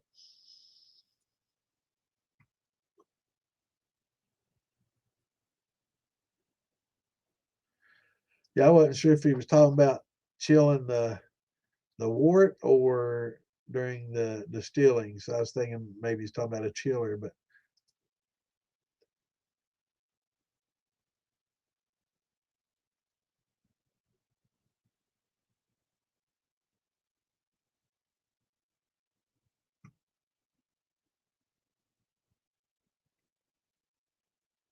yeah, yeah, step mashing is good. And I've talked to a lot of beer makers, John, and they kind of go both routes with theirs. They'll step mash their adjunct grains together to build them up, right? From a cool on up, step it up.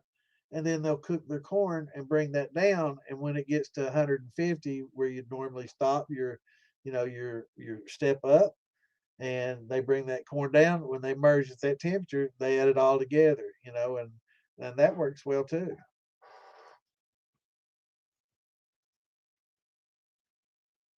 Yeah, I know what you meant.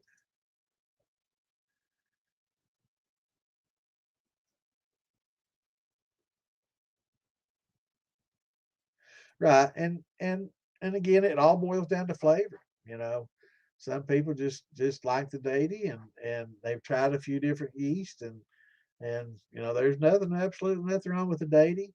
But when you start getting away from grains and start, making gins and vodkas and rums and tequilas and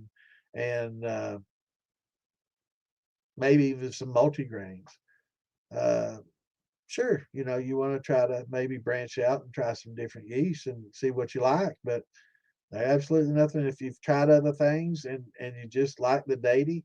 I know people that's tried every damn yeast out there, and they go right back to Fleischmann's because that's what they like, and there's absolutely nothing wrong with it. I know commercial distilleries that use Fleischmann's.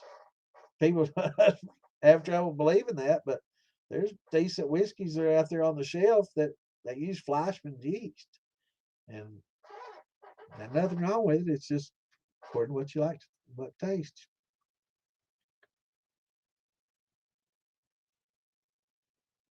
Right, and that's what I did for ages, Jason. Ain't nothing wrong with that at all, brother. That was the easy way, and that's one of the reasons it was done that way. We didn't have access to anything else. It was pretty much cornmeal and sugar and yeast, and that's and cracked corn. That's all we had access to. And it made some of the best moonshine I ever made.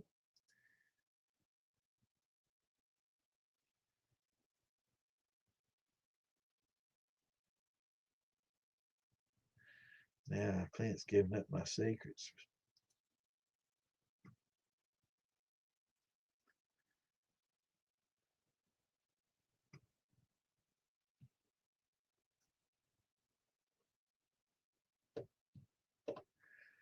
Yeah, yeah. Keep doing that, and definitely. Um, I will say though, Jason, after you do, that for a while and get used to it, I definitely want you to try doing an all grain converted, and then you can compare the flavor and see which, is it worth the extra money and time and effort. And for some people it's not.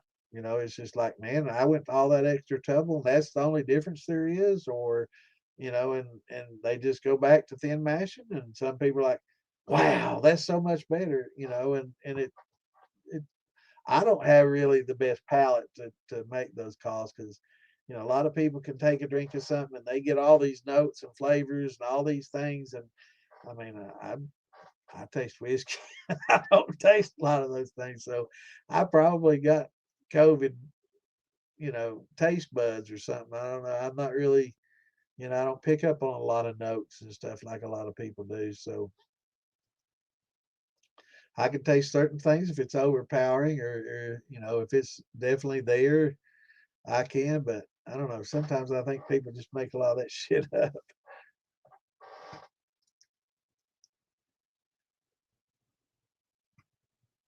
But yeah, yeah, we'll walk you through conversion, and you can try the conversion and see what you think, and see, is it worth the extra time and trouble. And a lot of people find that it's a smoother drink, and it's going to be a smoother, um, and some consider it more flavorful. So I would say that's beyond opinion. It will be smoother and it will have more flavor, whether you like that flavor or not, or it whether or not it's worth the extra trouble and expense will be the determining factor. It will be a little bit smoother and it will be more flavorful, but a lot of people, that's where they have the trouble deciding is, right, it is a little better, but man, it was so much easier my way, and do I want to go to that extra step? And some people will, and some people just won't find it worth the time. I got better shit to do with my time than that. So, nobody can tell you what's best and what's not other than you. We can, we'll help you either way. I I did that thin mash for ages, bro.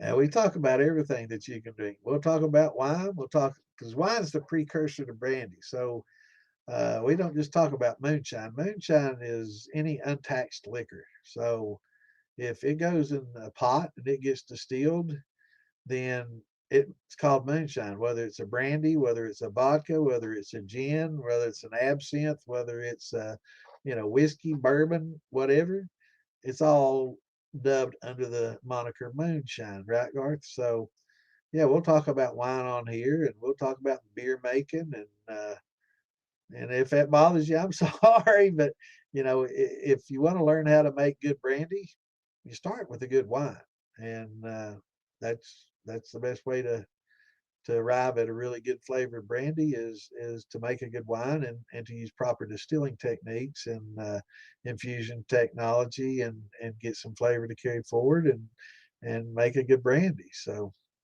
yeah, we'll talk a little bit about beer making and wine making, and that that goes into distilling. So we talk about a little bit all about alcohol and all different forms. We sometimes we'll talk about how cultures do it in other places. So uh, we'll try to mix it up a little bit. We don't want to just all talk about you know we can sit and talk for I can talk for days about thin mash moonshine. That's all I made for a long time, but there's a lot more to it than that, and that's why we call it Distillers Chat instead of Moonshine Chat, right? Because we do a lot of different things here, brother. There's probably something in there that you might have some allergies, and reactions to. Kind of like I was talking about you probably said that about the time I was talking about red oak, actually. Uh, but yeah, there's some things in there you probably have some sensitivities to, and there's a lot of different herbs and spices that go into it. So it could be, definitely one of those. Maybe the anise. There's a lot of different herbs.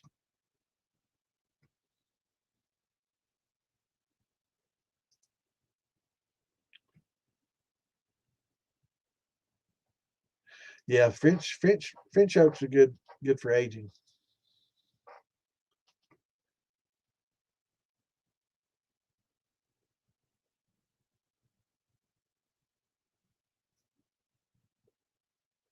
That's right. Yeah, we'll talk about it all, brother. We'll go from rums to vodkas to gins and absinthe. We'll mix it up.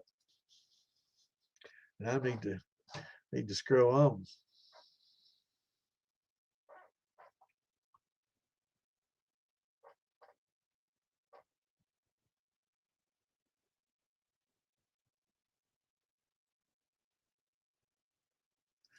Well, now, Garth, I'm sorry that you got all but hurt over that, but I enjoy making wine too.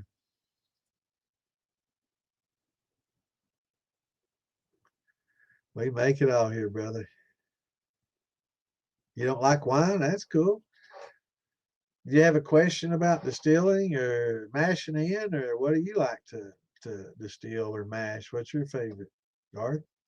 Contribute. Don't just complain. Contribute. Bring something forward, man. Tell us what you like. What do you want to talk about? Ask a question. Engage us.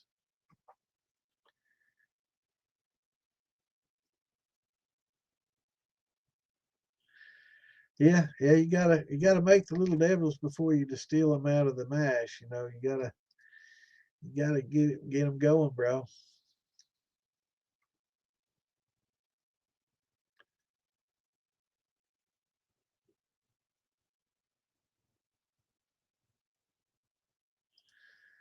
Well, so far you haven't contributed anything except negativity. That's all I've seen. So, if you've ever made any brandy, I guess you wouldn't mind talking about wine. You talk about running more shine than anybody. What kind of shine was it? Because I doubt you have. I've been doing it about 50 years, and Clint's doing about 40 something. So, really, you just bring a bunch of negativity, and there's no way to come into a group chat, bro. If this is someplace you want to hang and talk, and if you've got all this experience, we'd love for you to share some of it with us. Otherwise, you're just being a troll, bro, and you don't want to come into a place like that. But I think that's pretty much why you're here.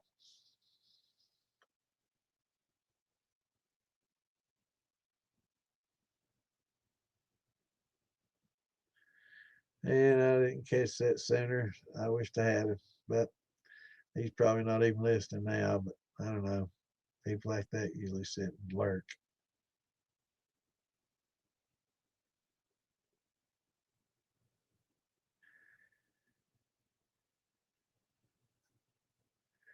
And I apologize for being so far behind. It's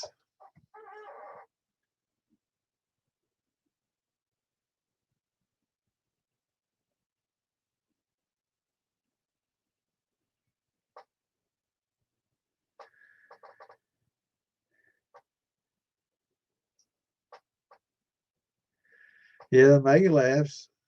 That may be the Quebec. I've heard Clint talk about the Mega Labs quite a bit. That may be what I try to do. Now I don't know. Pick turbo. A lot of turbo yeast is fine, but I think a lot of turbo yeast was originally designed for fuel production, and they tend to use a bit. What makes it a turbo yeast is they include the yeast nutrients in with the yeast in the package, so it tends to ferment fast, and that's the general thing when it comes to fuel production. That's what they want. They want it, just like this. And they use corn to make the fuel because it's a lot cheaper than sugar. So that's another thing to consider is getting your sugars from corn. It's a lot cheaper than buying plain sugar. But they wanted it fast, and we found in the distillation and making wines and beers and distilling fast is not necessarily always best, but with grains, 3 to 5 days, they're done anyway, so it's not so bad. But yeah, I would definitely try to experiment with some different ones. Not saying that that particular turbo yeast that you're using is bad, but for the most part, most people that I've heard, I have, unlike Quebec yeast, which I don't think I've ever heard anybody say anything bad about it. I've heard, a lot of bad about turbo, and that's something I really never fooled with a lot. Turbo yeast when I was, I used the Fleischmann's forever, and then went to others, and by then I was reading the internet. A lot of I seen negative reviews about turbo, and that may be undeserved. There may be some really good turbo yeast out there for grains, but I definitely would experiment and try some different ones. Eggshells, yeah, that's a good source. That's calcium carbonate. You can also get that from oyster shells that you get from your tractor supply store and feed supply stores for chickens. And you can boil those down. It's all calcium carbonate, both same compound. So both work well. A little easier, if you're going to boil them. A lot of people bake them. They recommend baking them and getting them to a certain temperature. You may have to go a little hotter than just the 100, 210 degrees or so boiling. But I've heard a lot of people that bake them when they use them in this um, for plants and for distilling. But the oyster shells, those work. They're the same compound, so those work pretty well too, and they're a little easier to get. It's not real expensive. It's like 12, $13 for a big 50-pound bag, and you don't use a lot of them, and you can reuse them, rinse and reuse. So, and I use them in planting, for my tomatoes as well when they start to, oh, I'm talking about tomatoes. Somebody get mad. I'm talking about gardening now. But yeah, I use them for my tomatoes when I start getting spots and need calcium. That's funny. People are funny, man.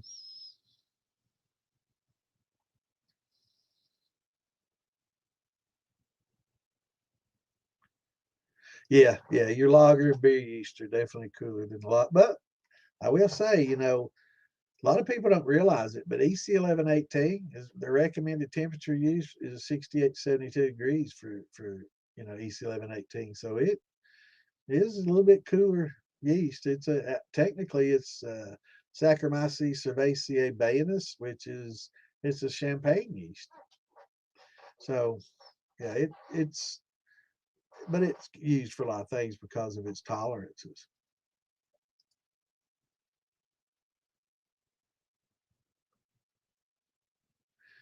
We can all disagree on some things, and we will when it comes to yeast. Some people say, "Oh hell no, that's the worst shit ever," and people like, "Well, I like it. It makes pretty damn good stuff for me." So it all boils down to what you're used to, what you like, flavor wise. Am I going to tell you what candy you should eat?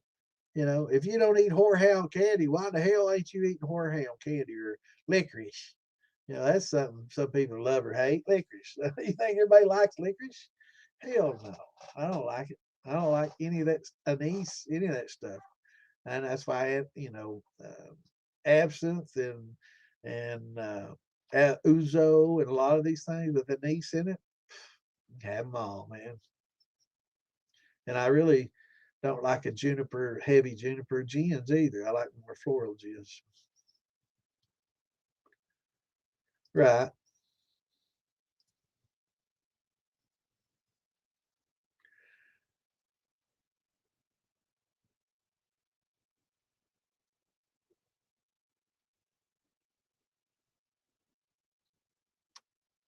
Yeah, I like weeded, and wait till you age it, man. You get that sweet along with some of that the tannins and that smoky and that bitter tannin with that sweet wheat, and get some of that smokiness.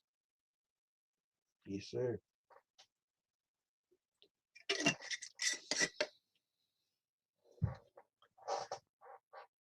But yeah, I mean, I'm sure there's turbos out there that are good, but traditionally, turbos were have too much nutrients in them, and nutrients is something they're finding, and I'm learning as we go too.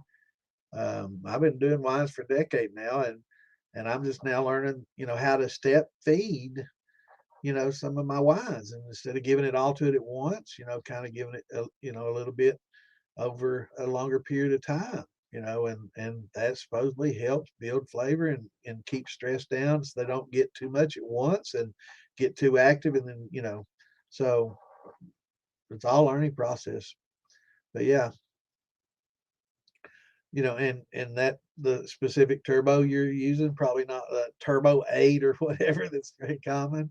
I'm sure it's a specific type, but I think a lot of people had negative reviews on a lot of the turbos because of the nutrients and being over nutrient. A lot of them were really designed for fuel and for quick production, and not really, you know, delicate. But I'm sure that there's companies out there that have made similar products that maybe have cut back on the nutrients some and are geared towards other things other than fuel production. But as a result of the original turbo yeast and what it's, I think what it was originally designed for, what I've understood is basically ethanol production from corn to make gasohol, and to use in producing an ethanol for fuel as opposed to drinking.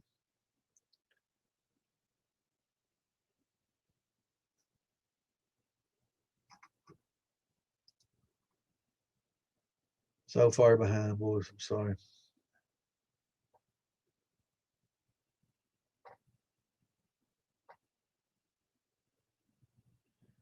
Garth, I'm so sorry. A lot of people make moonshine with EC 1118. I guess Garth doesn't know what moonshine is. Moonshine is any untaxed liquor, period. In. Doesn't have to have corn in it. So I guess this is learning for you.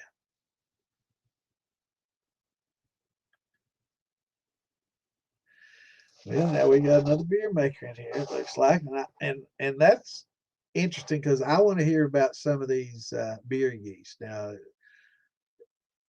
definitely want to hear about some of the beer yeast because I'm interested in trying some like this 927 for my grains. I want to hear some of the yeast that a lot of beer makers prefer and why they prefer it, and will the preferences that it has in the beer making process, will that carry over in distillation to a whiskey? Because there's subtle notes that it's just like in wine. Oh my God, the forbidden word.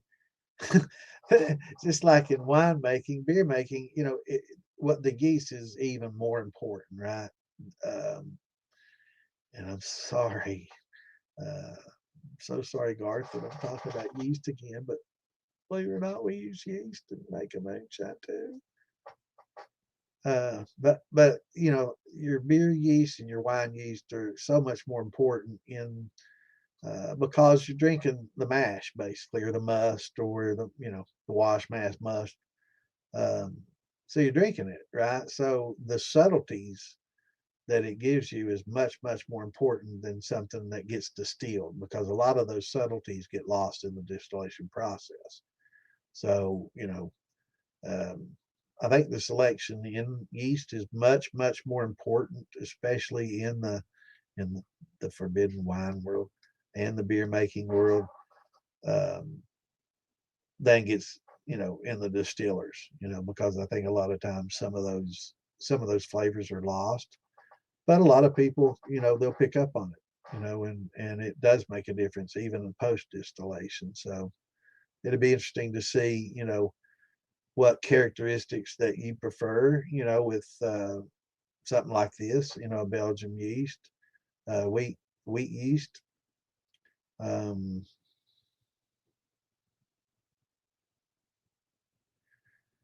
yeah, it'd be interesting to see what how that carries over in distillation.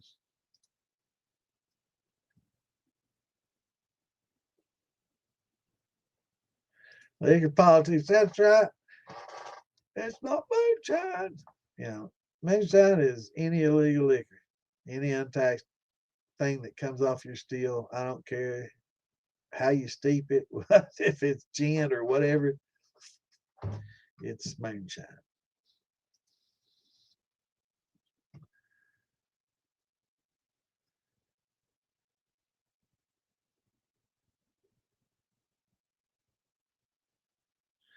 So it has a high protein.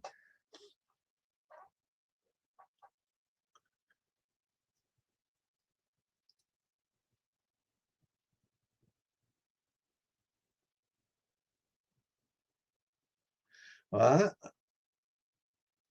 I'd love to try it. I mean, that sounds like it'd be pretty good for some other things. I mean, if it's got that might be, that might work pretty well with a grappa, because that I like that fruity. That's what the notes I get with the Premier Blanc. I get fruity, sweet, floral, and that sounds like what you're talking about here with this.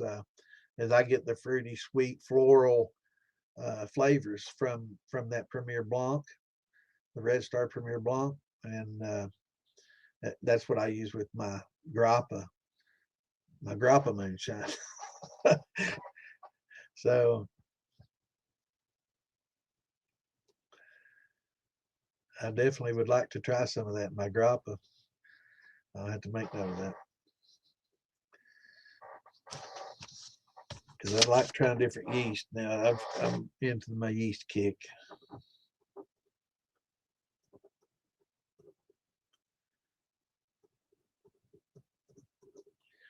And I do want to learn. Now who makes this? And then is this something? Let me look here. I'm gonna have to get on Amazon. Is this something I can find on Amazon? You're probably gonna laugh when I say that.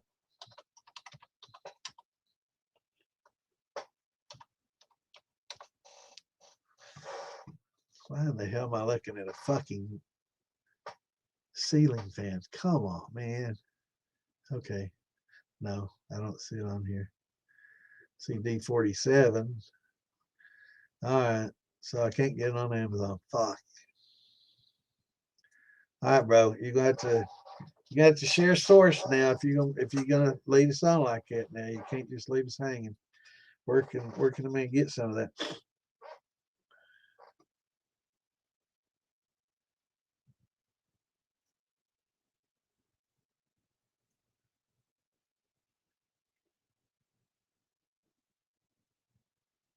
Garth is such a happy person.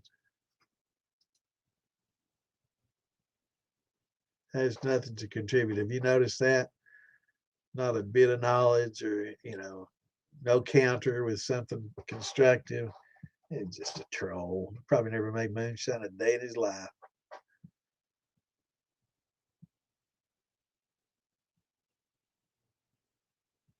He won't. He doesn't have enough knowledge to ask a question.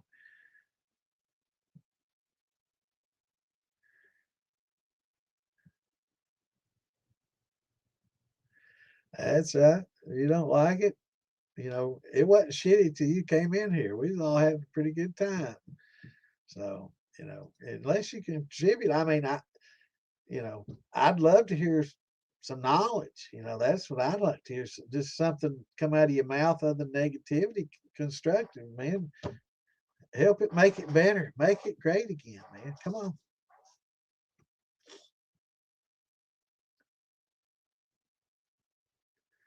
So, what was your thoughts, Pigman, on the Yellow Label Angel? Did did you just was it a corn or did you do multigrain? Because I've got some and I'm getting ready to cold mash with it. And I'm not going to cook or anything. So, what was your experience with it? I'm definitely interested in hearing that. And let's see, man, I'm so far behind. This is going to have to go to 11 just so I can get caught up. Hello, Miss Lisa.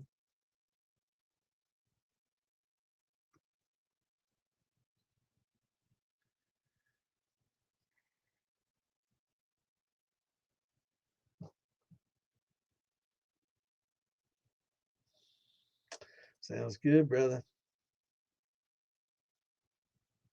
Now, have you ever malted wheat? That malting it gives it a little bit a unique flavor too. It sometimes comes across less grassy, so you got to try malting it and see what you think about that.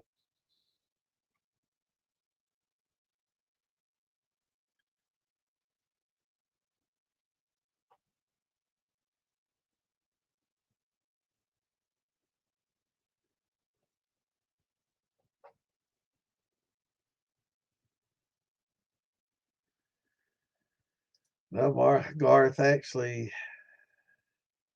when I start my still, I bypass the thumper because I don't want heads and foreshots in my thumper because I use it also to infuse flavors. So that's my expression. It's something I came up with years ago.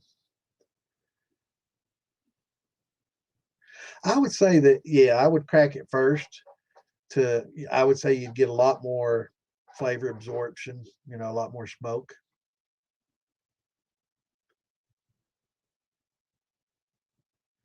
Your stream's a lot better than mine. Oh my goodness.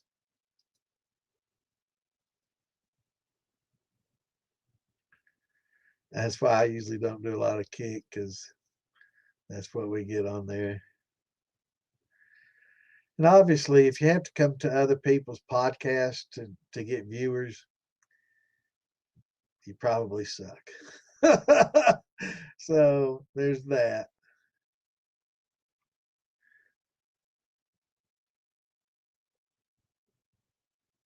Little Wanda. So is this a guy, a girl, or a little bit of both, or what? It's hard to say. But I'll make note of that so we can add a little Wanda to the band list on there.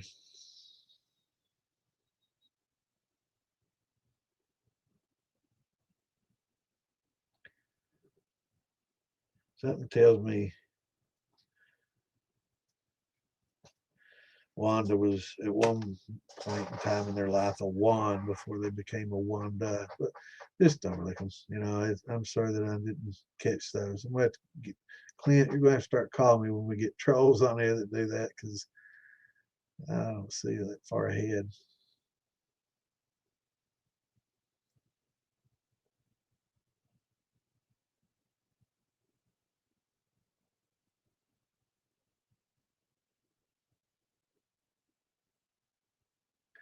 Yeah, I've noticed the same. I usually don't do kick, but I did during the last night's podcast. We had somebody on there that was contributing okay from kick, and I thought was pretty interesting. And I thought maybe, if I put it on there again, that we could, get somebody there. But yeah, kick's generally a gaming platform, and there's a lot of IRL stuff and a lot of younger, stuff and a lot of mixed stuff. Mostly gaming and girls showing cleavage is kind of like Twitch. So, and IRL stuff that, it's all about attention and me. And really, if they're branching out to any podcast that they can find on there to bring viewers in, they must not be able to bring them in on their own and pretty much says it all. They suck. But we'll be pretty sure to add her to the band list, her, him, it, they. I'm sure that's a they.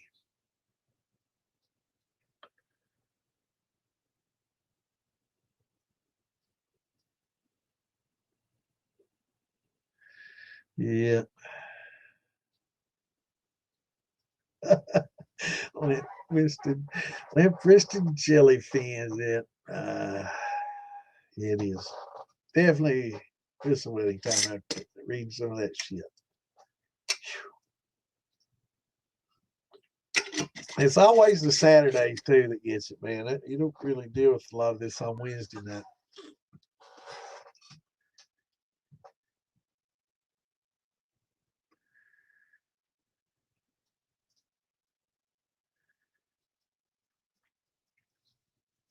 What's going on, Bud Grip?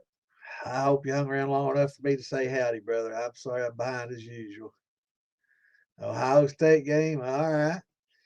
Well, I know we got some Michigan and some Ohio State fans in here, so man, that's a topic more sensitive than politics. If you're in Ohio or Michigan, man, you know those are some, those are some fighting words out there now.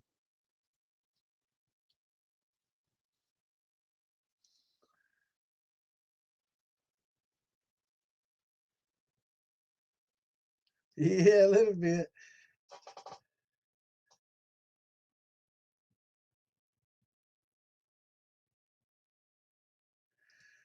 Well, now that right there alone tells me Garth don't know what the fuck he's talking about. If he says dextrose is as good as sucrose or better than sucrose is as good as dextrose, you don't know what the fuck you talking about, son. So right there, that's all I need to hear. You don't know. You probably couldn't even tell me what the molecule was made from unless you Googled it. So yeah. Yeah, you don't know how to keep yeast happy because you never made wine before, son.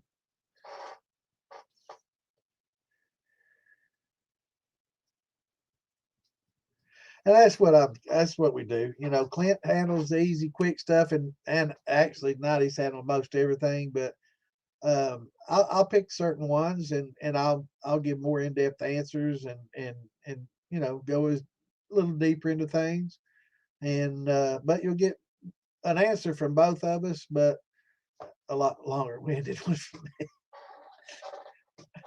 But I like kind of going into and Clint's typing, so he has to kind of do the short answer things to get people answered that, and then I'll explain why he said what he said because we pretty much are 100% in tune. There's only been like one or two things that we kind of different on slightly.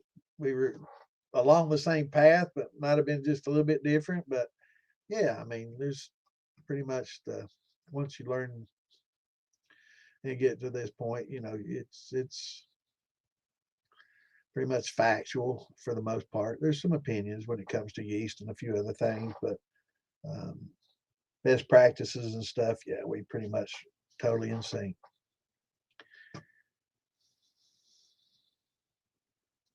Yeah, and I will say he'll probably tell you the same thing. Facebook Marketplace, if you're close enough to him where you can go by, he can hook you up, he can get you hooked up, and especially wood barrels and stuff for aging and stuff. But when it comes to and if you're you can't ship those things really, for what they cost. um, Facebook Marketplace if you're not close to him. If you're close enough to him, absolutely he can hook you up. Probably has some big stack of them. If not, he can get them. But on the militia page, there's this the other day somebody's giving away totes. You know, so stay on there and tune in every day and check it out. Yeah, because I wish I'd been a little closer to him. I'd been toted already. I'd have had me a tote or two. Yeah, yeah, Fleischmann's good stuff. But yeah, Facebook Marketplace, for like 40, 50 gallon barrels, 25, $35. I drove to Louisville and picked up a stack for me, and I wasn't realizing I was going to go just get a couple of them, but I realized that I could put one in the next one, the next one, the next one, get a stack of them. I'm like, well, damn, I can get more in that back seat of my car than I thought. I thought I was coming home with a couple. I ended up coming home with 5 or 6 of them. So yeah, when you get the same kind, they just, it's like Dixie cups, man. Stack them bitches.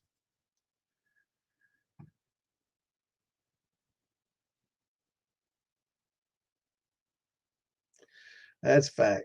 That's fact.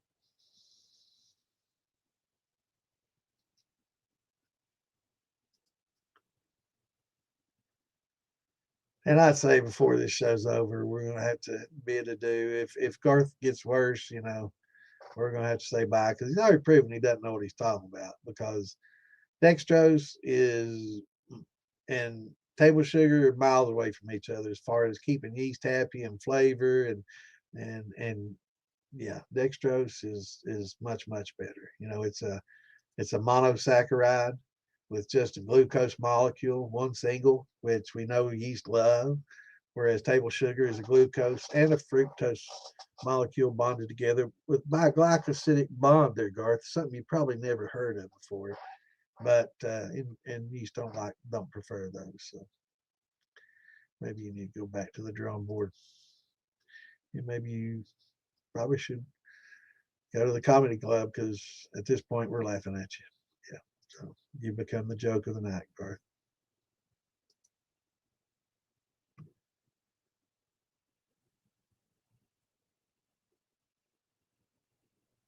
Eventually, I'm gonna have fun with him first. I wish I'd have been able to do it as it happened, but that's okay. I'm sure that troll's still listening.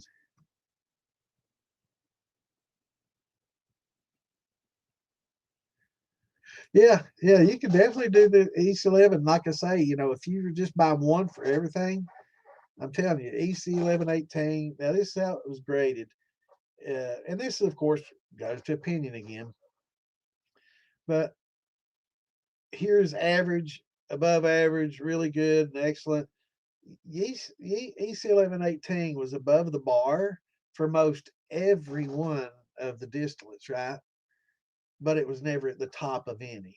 So it was good for most everything, but not best for anything, right? So there's probably specific yeast that you could get for any type of fermentation that would be better or preferred by more. When I say better, it just means statistically more people preferred it, right? And you could be that one out of 50 or something that didn't, but just statistically, most people preferred these over the others. But that's just it's still not a fact, right? So it's still based on opinion. But yeah, the blue under what most people opine is really the way to go with your tequila. Just like some of the rum yeast, it's they say this. I can't What's the name of that? There's a specific type. It's a common rum yeast, and they put specific enzymes in there for the molasses. And so, but yeah, EC1118, like I say, is if you had to buy one yeast for everything, that's it. If you put one yeast in your refrigerator, that's probably one of the better decisions that you could make. Fact. That is a fact because even based on opinions, it was above the bar, above the average bar for most every distillate out there.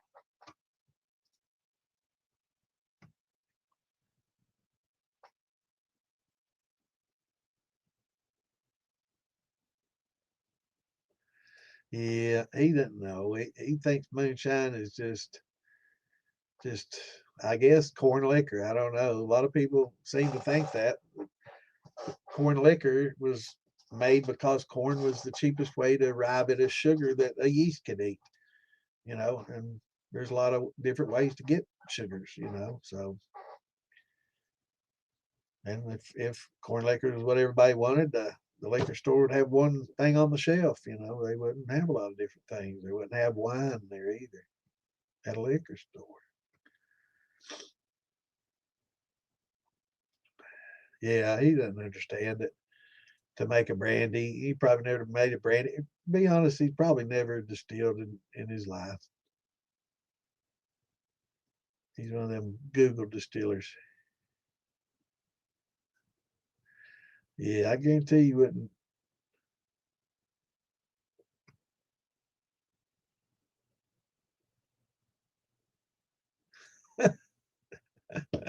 Well, it's funny that he mentioned comedy club because he is very funny.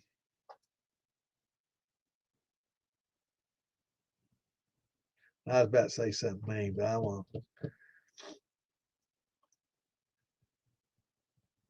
I was about to say something really mean. I can't do it. you'll probably think less of me, and I don't want to be that person, but it was pretty funny.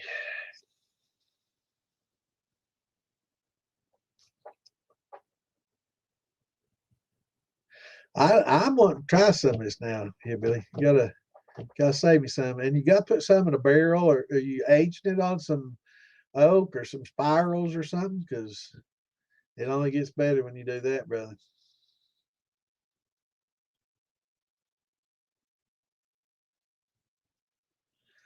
Yeah, yeah, yeah.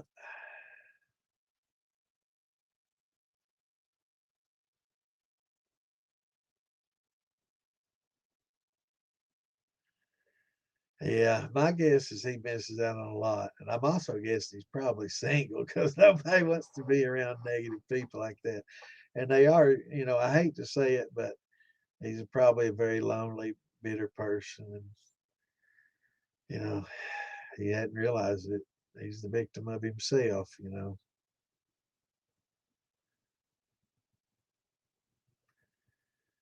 Yes, there's all kinds in this world. Nothing better to do. But your time is done. I'm done talking about you. Hell yeah, and I start mine as then I like the apple. I started that out. It's going to definitely be a brandy. And it never had a chance of being a wine. But a lot of my brandies, I won't say all, but a lot of them, they'll start out as a wine.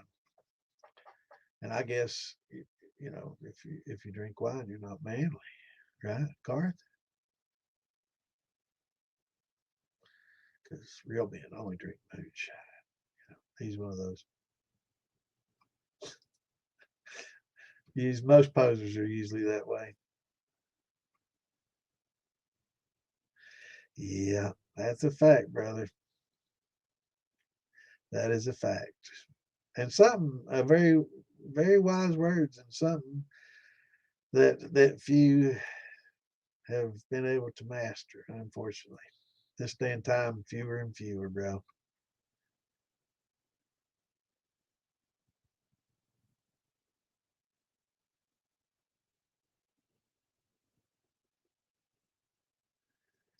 Oh, I said something wise, and it was fucking an hour ago.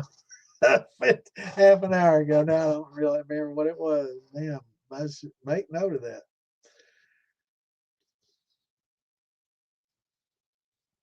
Yeah, it's just it's generally people that there is a Santa haters club out there, right? There's a few people that, and I hate to say this, but a lot of it stems from jealousy and bitterness and unhappiness with themselves. And instead of making themselves better, they want to try to bring me down to their level. And I just want to allow it to happen. And I'm sure this is some account made by somebody that's trying to do it. I can probably give you a list of 5 or 6 people, and I guarantee it's in one of those. But I'm not going to be that paranoid of a person, and I'd have to give a fuck before I'd think that way. So you know, they ain't living rent free in this head, man. Because I don't mind, and they don't matter. It's a mind over matter kind of thing. That's right. For guidance and brotherhood, and to have a good time, man. Sit, discuss, and learn, and share our experiences. That's what it's all about, man. If that's wine or brandy or beer or whiskey and gin or whatever, that's what we're talking about. And unfortunately, Garth won't be with us after this show because definitely be banned. And so we're little Wanda that started out as little Juan and probably Juan before he became a little Juan. I guess he became a little Juan because he wasn't the big one. And I guess the duh came after he decided to be a they them, which, nothing against them people. Somebody, hey, I'm not judging anybody. You want to put on a blue dress like Bill Clinton, more power to you. I don't have a problem with that. Just don't expect me to drink wine or shine with you.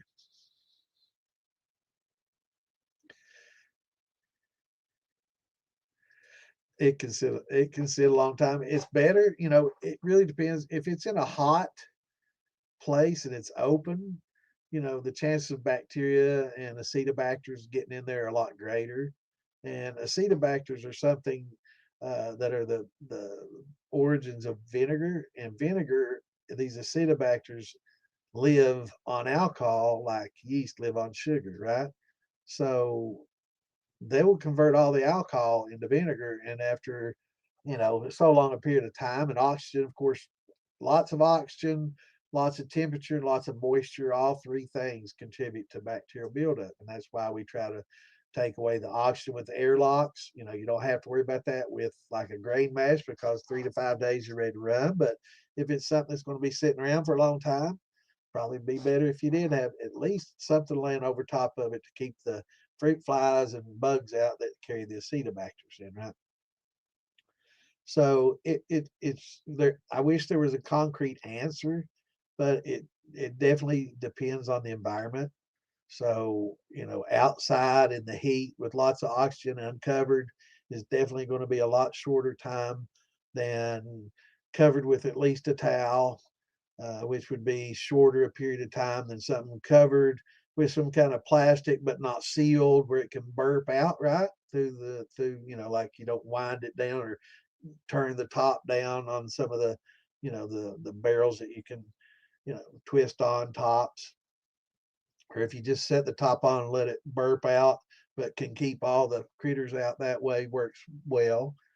In the shade versus in the sun, it's going to have an impact. So it depends on the environment. But if you've got it in a airlocked chamber that's plastic, that's got an airlock, and you can keep the water into it years and years, like a wine. Now, its quality will degrade over time, but I've had some people say they had a grain mash in a barrel that sat in their barn. So that's in the shade at least, but got warm. And it was out there a year and they ran it and it was perfectly fine. It was just fine. I doubt, I'm going to say the forbidden word. I doubt a wine would do that well over that condition, but yeah, but something you're going to distill is probably going to be okay.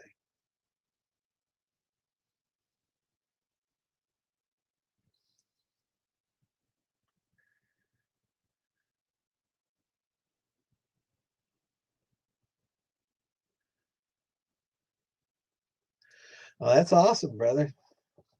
Yeah, I mean, we can definitely help you. There's a lot to it, but we can definitely get you on your path. We can help you make some of the best liquor ever was. We can give you some how tos and some step by step instructions on making a good converted. If you want to go that route, I would highly recommend it uh, for a craft distilling.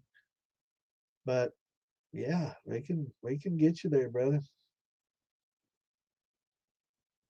But first, you need to start reviewing the biggest thing. I will say this, Jason, and I don't want to discourage you or anything, but I would say the majority of the distilleries that fail don't fail because of the product quality.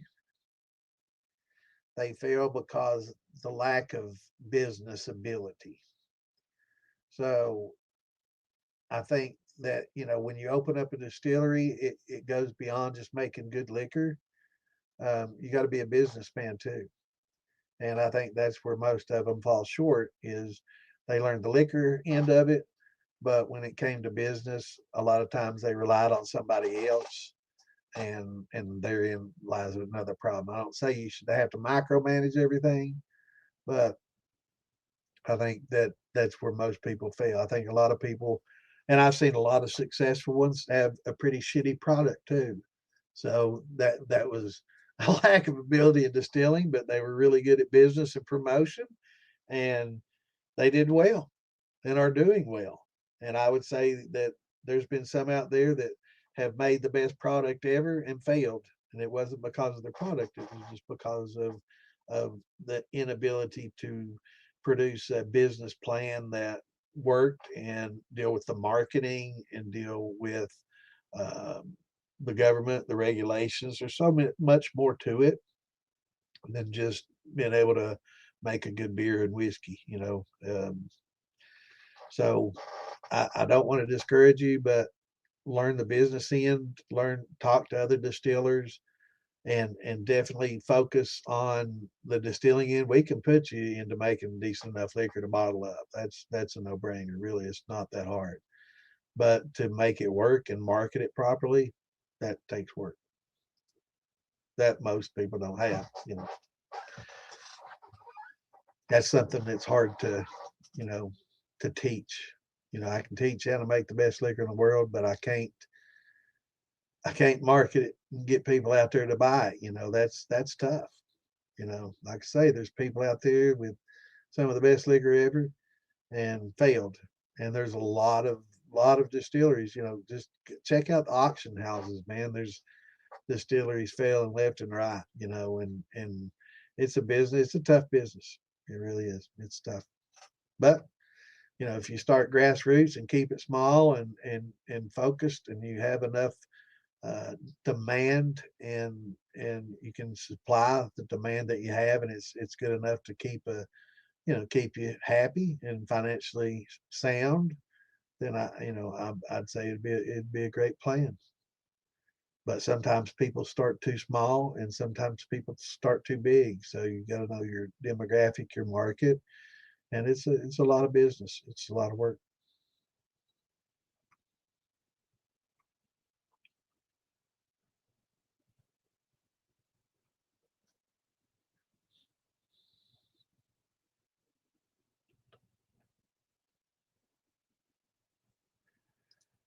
I don't. I do say I have in the past saved eggshells and used it in plants and stuff. But when it comes to calcium carbonate, I just use the oyster shells, and you can get those at Tractor, any feed supply store that has chicken food and other things that we deal with chicken. It's a supplement for a chicken's diet to keep their calcium up, and most places use it for also for gardening and stuff. It's great for your tomatoes. You know. Oh my God, we're talking about gardening again in the moonshine. This, I'm pretty sure this says Distilling 101, Distillers Chat Q&A. I don't see a moonshine in that title. Do you all? Because, there's a difference between a moonshiner and a distiller. You know, I like getting into distilling because there's more to life than just, well, I used to be a moonshiner making thin mash. That was all I made, and that was basically a moonshiner. That's all I ever made was that one thing. But I found out that moonshine is any untaxed liquor, so it is what it is. You do love liquors. It's a love or hate thing. I've never liked it since I was a kid, and it may kind of go to what we were talking about earlier with the uh, tolerances, and it could be something I'm mildly allergic to. So, but that the star anise and the licorice and all that, and the absinthe, a lot of people have sensitivities to the absinthe, like you know, and it may be, that anise. Yeah, I don't like them either.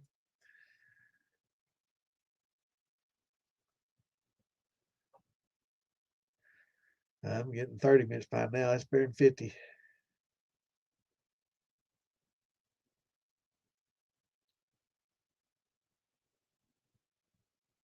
Now, there's a lot of different sources of nutrient cave. Um, Diammonium phosphate or Fermax, Fermo. That's really the best nutrient ever, and you don't have to.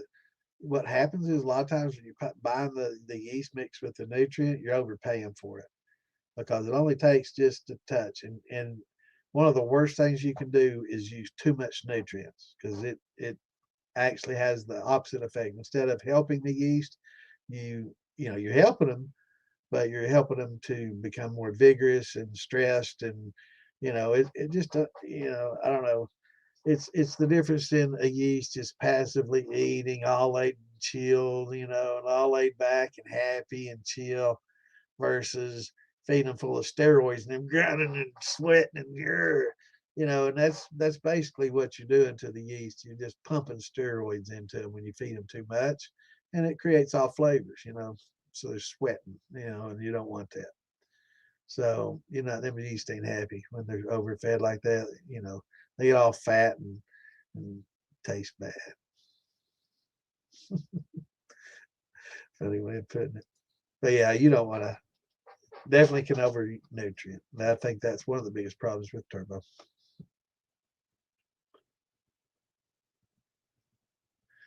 Yeah, Tex. You want to go see Wanda? It's funny. I'm teasing, brother. Hello, Miss Tammy. I'm sorry I didn't say hey earlier. I'm only 30 minutes behind.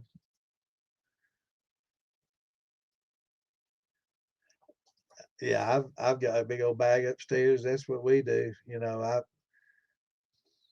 I've got a big old bag of them up there. I'll grind them up so they fit in there better. But I generally use the eggshells for plants mostly, and I save because they do get the bacteria on them from the eggs, and you don't get it all rinsed off.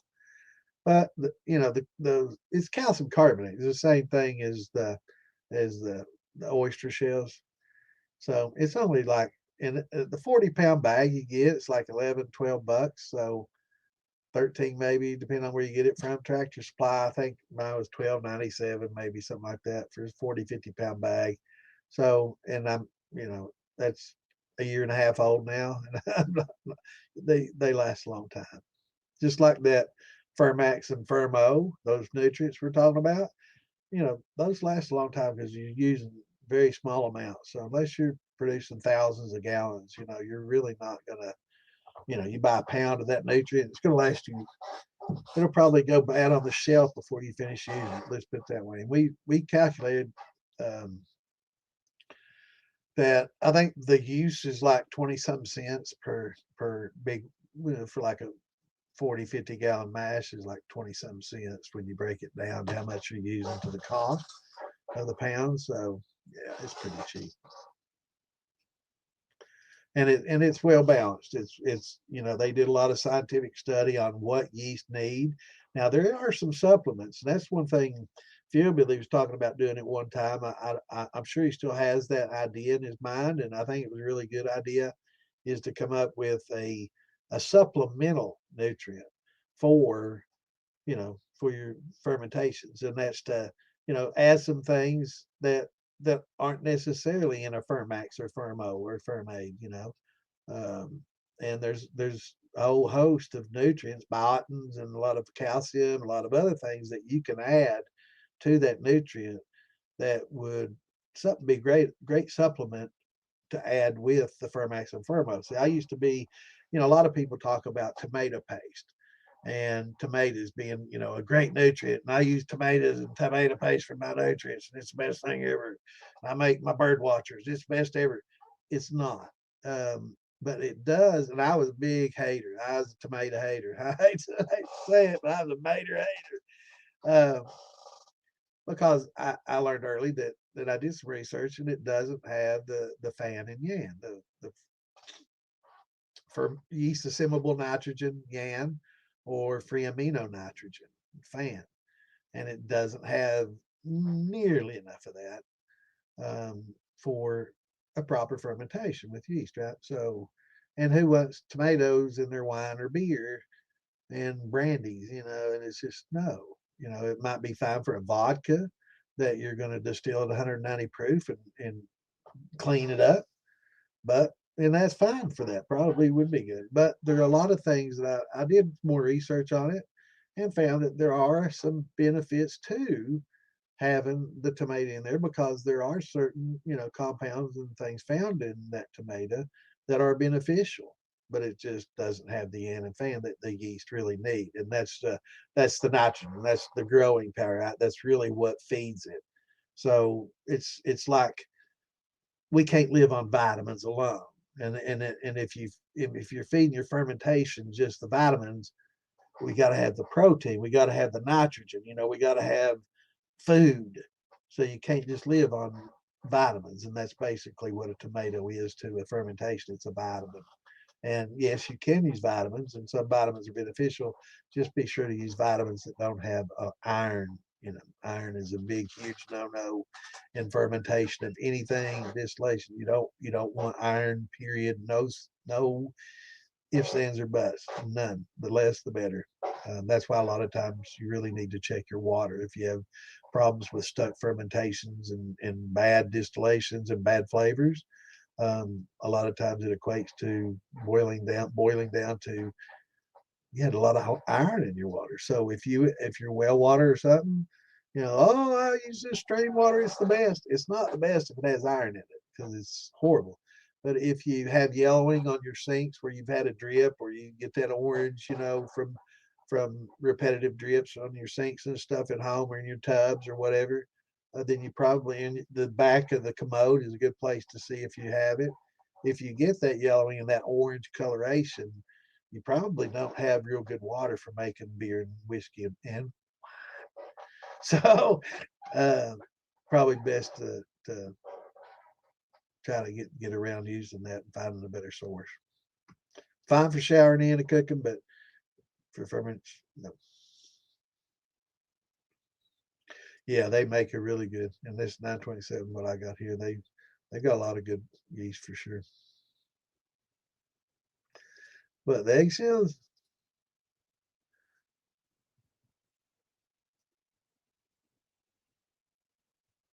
yeah, and they're finding that's the best way to go, step feeding, and that's something I'm going to start doing with my wines, and definitely, definitely a new concept for me too. Well, in the last year or two, that's something I'm definitely doing now.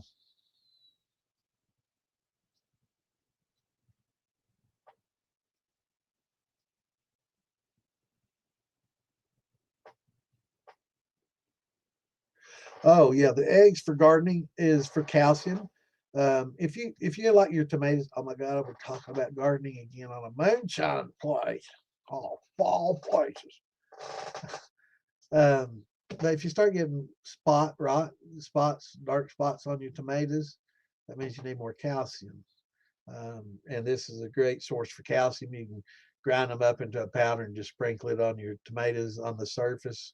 And as you water it, it goes in and helps tremendously. And you should start out with that in your soil to begin with. So mix in some with your yeast, not too much, but yeah, especially the powder at the bottom. That works pretty well because I don't like getting the powder in my in fermentations because it gets powdery enough, right? So I'm kind of just using the chunkier stuff for my ferments, and then the powder and stuff you can mix with some water or just put add to your soil for your tomatoes. Again, with tomatoes, gardening. Yeah, time for another shot. It's Saturday, man. Freak come out on the Saturday nights, don't they? Shit, that got my damn. Let's get something else to drink on soon. Been out of that. That's good stuff. Jeff, get low, buddy. Didn't see no Jeff Singleton on here, man. He must be busy doing something. I need to get up to him.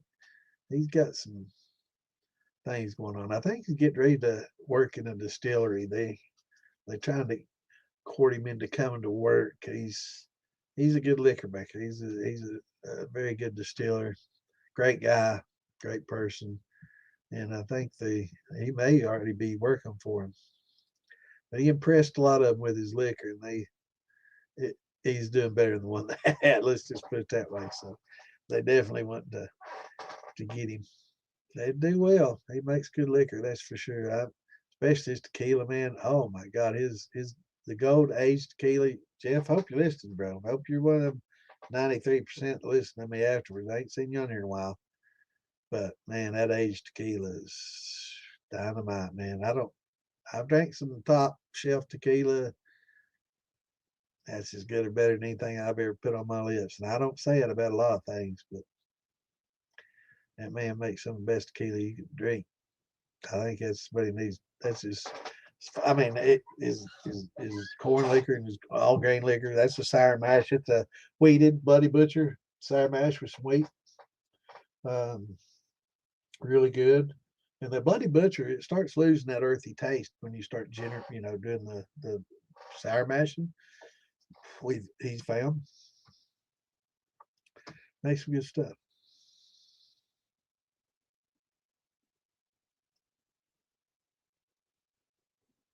Yep, that's right, brother. I just do it every time. Just 10% on your sour mash. Just cook up some corn, gelatinize it, and just dump it in there. It doesn't have to be converted or anything. It's just for flavor. And once you gelatinize it, you get all those sugars out, and that's it'll break down. It'll get used eventually. Especially if you throw a little bit of yellow in there, and have that working because that yellow label, if you get that introduced, that'd be interesting for your sour mashes. It would definitely help convert as it's in there, right? So as you're adding that 10%, use that little bit of. You don't have to be all yellow, just a little bit in there to help. You know, good idea, right? Little yellow label addition.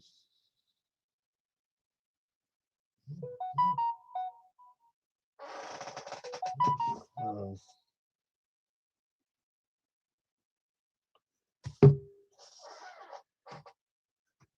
See, Clint, when somebody trolls me, you're supposed to text me. Oh, we got trolls. Scroll down and get them out of here. Seriously, if that does happen in the future, because I get those messages and it beeps and I can check it and see.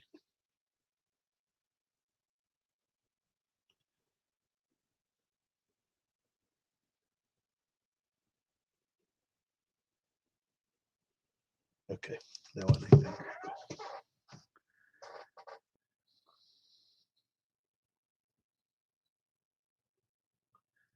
Yep, they are cheap as dirt.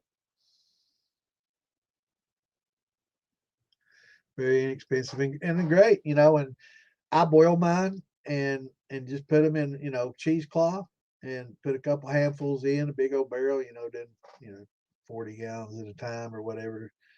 But a couple handfuls of big old cheesecloth pouch, just tighten a knot, throw it in there after you boil it. I like boiling it just so I can feel better about it. I like keeping them sterile, Um, and when they come out, you just rinse them out, let them dry, sit out on a paper towel, dry out, kind of shake them off every once in a while. You dry them on a bath towel, whatever, and use the same ones over and over again. And they just dissolve as they're needed. They won't lower pH immediately. It's not something that you want to. Oh my God, my pH has crashed. It's 3.1, and my yeast are gonna. No, it's not what it's for. It's not to dump in. It's just throw it in there at the same time you do your yeast, especially in your sugar stuff, right? If you're doing washes or you're doing the thin mashes, it's good for those because that's kind of a higher sugar. Uh, or your rums. It's great for your rums, meads, anything like that that has a lot of sugar that tends to work off pretty quickly, especially sugar shines. But yeah, it's great for those. But for like grains, grain generally doesn't have, pH crashing issues. It's done in 3 to 5 days. I think the grains help keep it pH neutral a little bit more. Not, you don't want neutral, but it doesn't get more acidic because even though it's working off vigorously in 3 to 5 days, I've never had issues with it crashing like sugar washes. And I think that has to do with yeast stress and maybe along with kind of the lines of nutrients. Just getting so much food and so much at once, it just kind of puts them in overdrive, right? And it's like that steroid, they get that yeast all wired up, all jacked up, they start stressing. But they're great for buffering, right? So as the pH slowly drops, it gets to a point and it starts dissolving the calcium carbonate, and then it kind of buffers it and it keeps it from getting lower. But if it does get low like that and you don't have them in there, the best thing you can use is pickling lime instead of baking soda. But if you have to use something, that's better than nothing, right? Because the yeast from pH getting into the twos, in the mid to high twos, that's going to give you a lot more off flavors than even, you know, using baking soda, which has some sodium in it, which yeast don't like either.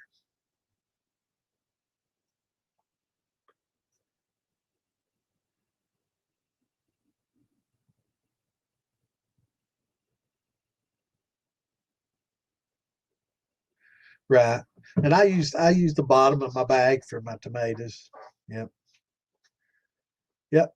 Blossom, end raw, and spots, right? It's a calcium issue. Sure.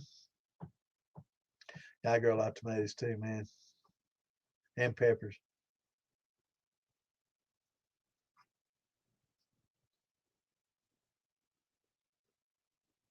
I'd say those turbo, yeah, the DAP and stuff that's in those that last for a long time. Awesome, awesome. Honey shining a cigar, man. That's the life, ain't it? Yeah, yeah, brother.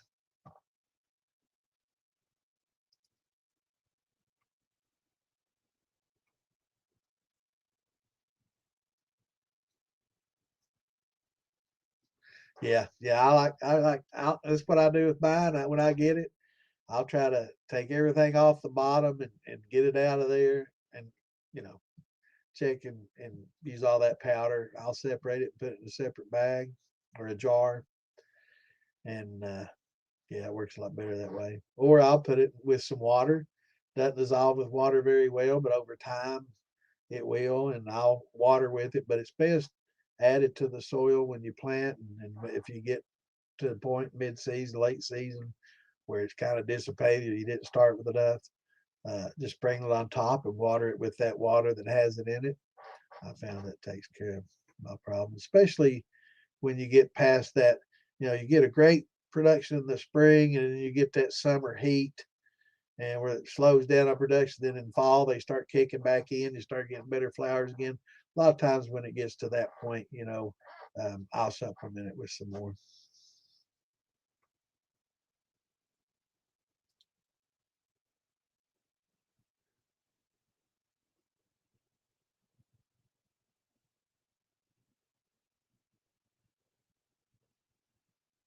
That's right.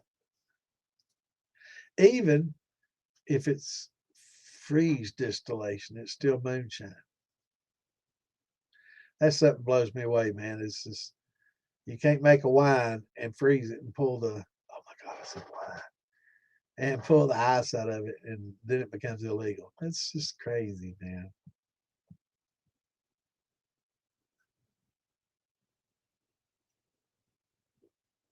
Yeah, and that's like tequila yeast. You really need to know your yeast and what temperatures they prefer. Because it's like a tequila yeast. They like that warmer temperature too. Yeah, man. They can't do nothing but, man. That's all they know.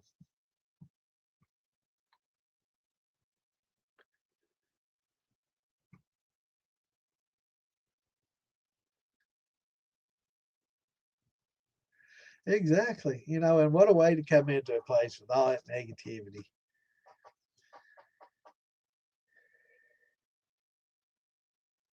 Hey, that's three of my prime go-tos, brother.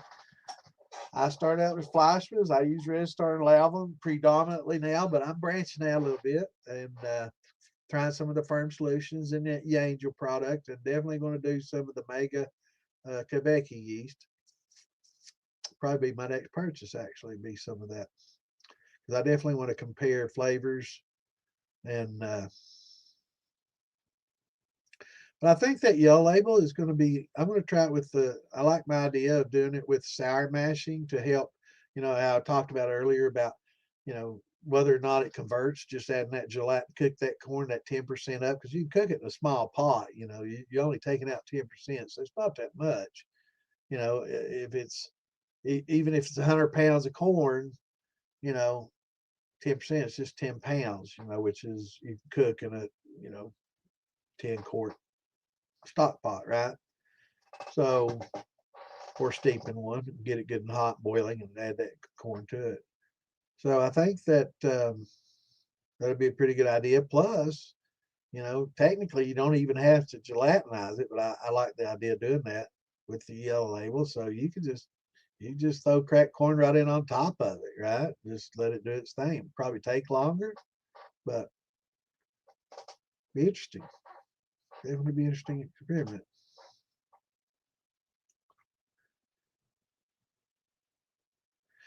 Yeah, we get some trolls from YouTube. I would say Facebook has the over all the time. In the years I've been doing it, I think Lisa's right. I think most of them come from Kick and Twitch when we used to do Twitch too. I don't do that anymore. It's just too difficult. You have to enter in every podcast. You have to go through special steps, and it's like it. We're not getting that many people over from there anyway. So, but I did add Kick tonight. I haven't been because I saw some. Damon had it on their show last night with prohibition and stuff, and I saw a person come over and Kick that was a good person, and seemed interesting and engaging, and I thought maybe they probably might see this and come over, and we might get another viewer and somebody that can contribute, unlike some people. But yeah, most I would say Facebook has, because people are less anonymous on Facebook, generally speaking. Now, there's a lot of fake accounts out there, but like that one, I'm sure is a fake account. That's not a real person, and it's a troll and probably a founding member of the Santa Haters Club. But yeah, Facebook probably the least. YouTube probably next, and then Kick and Twitch both just lots. I'd say enough where I don't use it very often, and now we know why. But it is what it is. I don't care.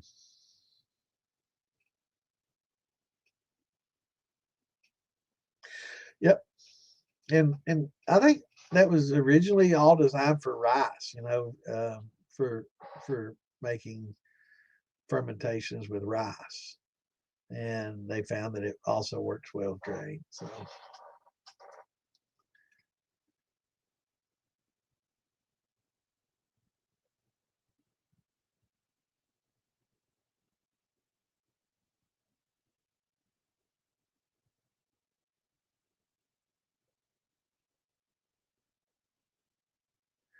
awesome, awesome. Well, by the time I read this, it's probably in the tails now. 30 minutes ago.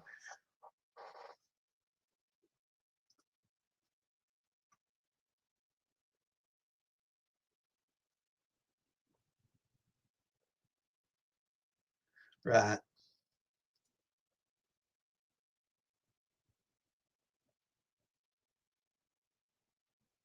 Yeah, you definitely want to rinse your rice, and cooking too.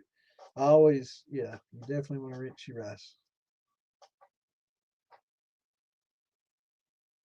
Yep, yeast is a fungus as well. It is, but the goji has properties that are enzymatic properties and able to. It's a fungus that's able to break down the sugars and consume them than typical Saccharomyces cerevisiae can, right? It's a typical yeast that we use.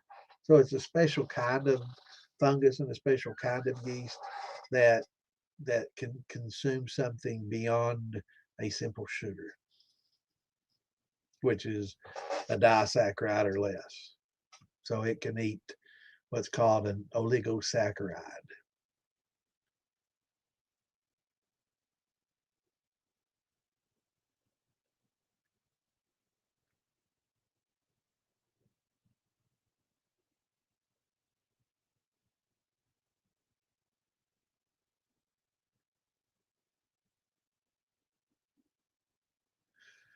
Right.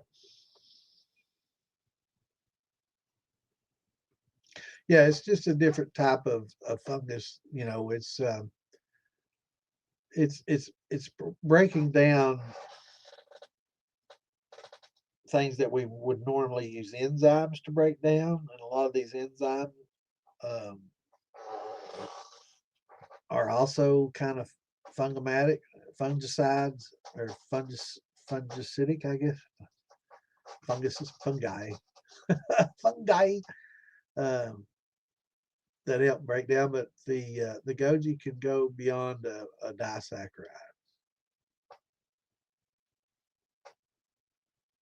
with koji. Yeah,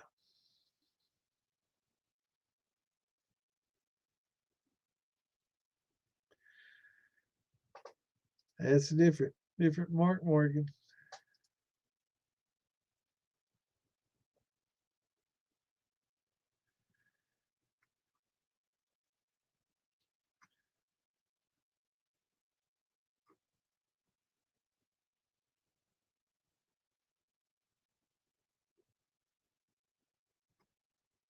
I want a sample too now. You make sure you leave him a little bit for me and put my name on it. He'll save it for me. I definitely want to try it. Definitely want to try it. I love wheated whiskey, man.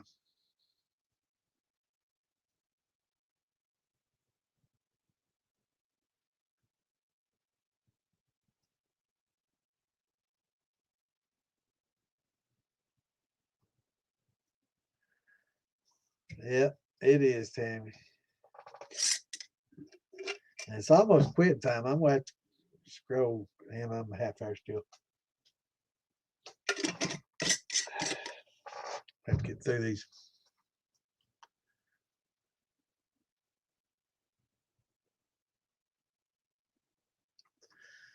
Tyler, um, one thing we can do is, are you on Facebook? If so, look up DIY Shine and Steel Building and join that, and we can post all the info and everything that you need, and you can also ask questions there if it's not. Now remember, Tuesday or Saturday, because we're moving from Wednesday to Tuesday, so I probably hadn't said that enough tonight for everybody to remember, but yeah, we're moving to Tuesdays and Saturdays, so you can catch us here then. If not, Moonshine Militia on Facebook or DIY Shine and Steel Building on Facebook. And it's probably a little easier to get into DIY Shine and Steel Building now with the militia. But of course, if you're from this podcast, you're Jim that from here, just tell them that you know you're joining from the podcast. You'd like to join, and that answer the questions, and you should be able to get in. If you have any trouble, let me know.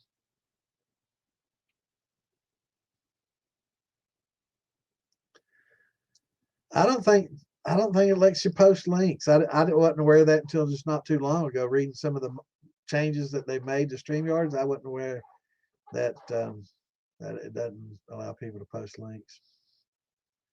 But again, Mark's on the DIY Shine and Stuff page. Just anybody that wants to, if you got links to post, post them in there. It's fine.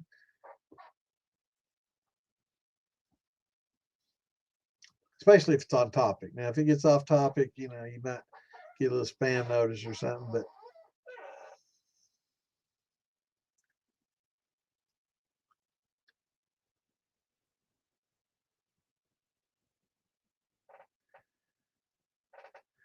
yeah, it does get tough, man. I had one of my best friends was a truck driver. He passed away this past year, and yeah, he had a couple of kids that he didn't get to watch grow up. Got to feed them somehow, though. I think they were happier with Daddy gone and a full belly than Daddy being home and them hungry. So, you know, man, it's got to do what you got to do.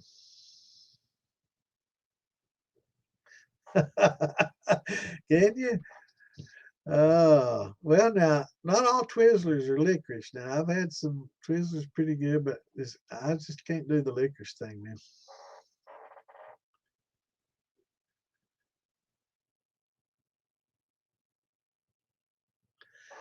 I tell you what, Tex, for me, these little oil field heaters, they're like the little radiator. This one's hotter. I'd pick it up, show you, but it's got like one, two, three, four, five, six little fins on them. They're oil filled, and they're pretty common. But those work really well, without getting, you know, I've seen people drop in the water, the fish tank heaters, and scorch some corn and ruin a good fermentation that way. And I've seen people go to the expense of using the belts and stuff. I've seen people use waterbed heaters and just on, wrap it around, and I've seen a lot of different ways. Um, but for my barrels, I mean, I've got like 40-gallon blue barrels, and I'll I'll set this in, and sometimes I use five, depending on what it is. If it's wine and stuff, a lot of times I'll just do it five at a time and put my little airlock in it. But if it's like a grain or something, I use the bigger barrels, and I just put this in between four of them, three of them, two of them, whatever. And every day go in there, and you don't have to, but I just turn them about 180 degrees every day so I can warm up one side, warm up the other side, and just keep rotating them, and it doesn't get too hot. You can put the thermometer in there and regulate it pretty well, and it helps keep the room warm as well. So but it's not as efficient. It does use a little bit more energy, and you will keep the whole room warm. If you just want to focus on, one thing, then the blankets or the wrap heaters or barrel heaters probably be a lot better if you don't want to heat the whole area. But I mean, I'm gonna have to heat the area anyway. Might as well, you know, just set them a little closer to the heater than anything else, and that's the way it works down here in the basement for me.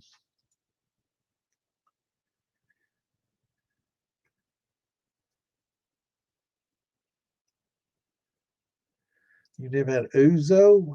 It's like an anisette. There's um, there's a different distillate called an anisette. That's Oh, you do know what it is. You don't like it either. Yeah, it's like I don't like. I thought you were saying question mark ouzo. Yeah, I don't like ouzo or anisette. It's a Greek thing, I think, originally. Yeah, I'm not a big licorice fan either.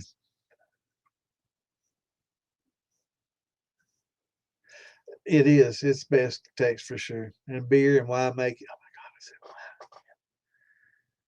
my God, yeah, it's best for most fermentations, but really for grain, I mean, they just go faster because um, they've been broken down with the glucoamylase into that single, molecule, that monosaccharide, and it's just so easily consumed, and it's stress-free constant, consumption, just like dextrose would be. I can't believe that they said it'd be the same as table sugar. It is not at all the same. It doesn't take using it once or twice to realize that either. So that tells me that he hasn't. I assumed a gender there. Oh, that's funny.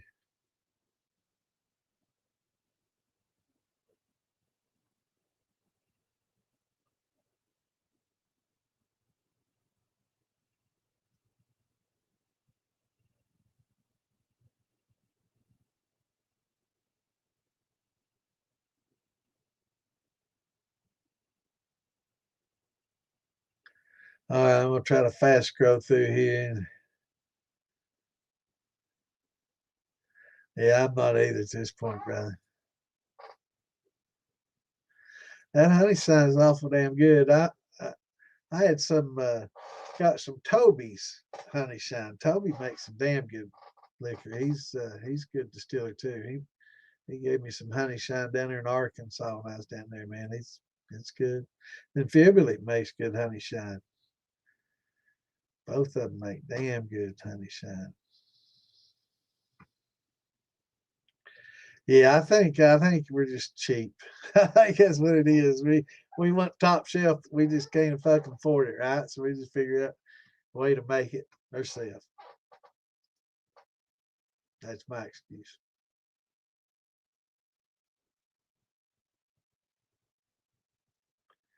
Yeah, you use brew bags. Cheesecloth is just something that it's easy to use and easy to clean and reuse, and you know I use a lot of cheesecloth for that.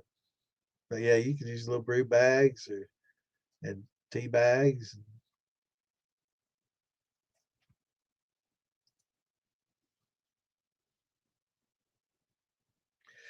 Yeah, yeast and bacteria, especially if it's something that had some fruit or grains and you get a little bacteria from that. You don't want that sitting on there and being out in the air, and open air. Um, so yeah, I rinse them off real well, and you can boil them after you use them, or before you get ready to use them, if you want to kill anything that's on there. If you have any concerns, it's always a good idea. 6 is good, and what we're finding out is hillbilly. It promotes the conversion to have a lower pH when you're converting, and just like when you invert sugar and you're converting a table sugar into or monosaccharides, that's why we invert sugar. You have to add the acid as kind of the catalyst. So it's the same process in converting these starches. That's slightly acidic helps catalyze that conversion. I wasn't aware of that, so it is for a long time, but I learned it that it's good to have that good 5.3 to 6 starting pH, when you before you start doing any conversion, right? Or steeping. So a lot of people tend to pH right at the time when they're adding yeast, and if you can try to pH that, naturally, if your water's naturally that low, that's great. If not, lemon juice expensive, citric acid much cheaper. Um, just throw some citric acid in there to bring the pH down to 5.5, 5.3. Doesn't have to be exact, right? I mean, it is if you're wanting to be commercial and exacting, and when you do that on a commercial scale, you do need to kind of get exacting for consistency. um, that way people from bottle to bottle, month to month, they're getting the same product and it doesn't vary, you know sure does, unless it's got a iron in it. I am Santa.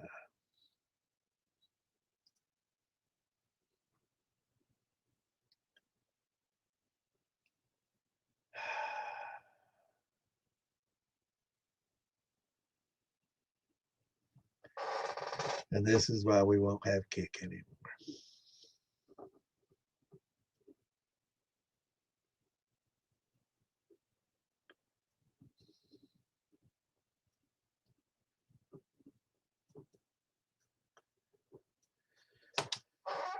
And these are people about 20, sometimes in their late teens, gamers from Kick who really act like they're still in elementary school. Yeah, we won't be doing the Kick thing anymore, I guess.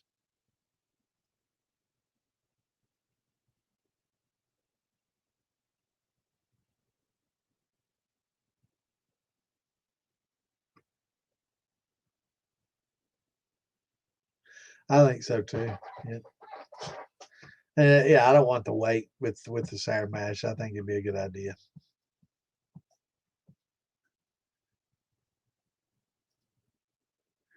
I'm trying to scroll through and get caught up, and that just stopped me in my tracks.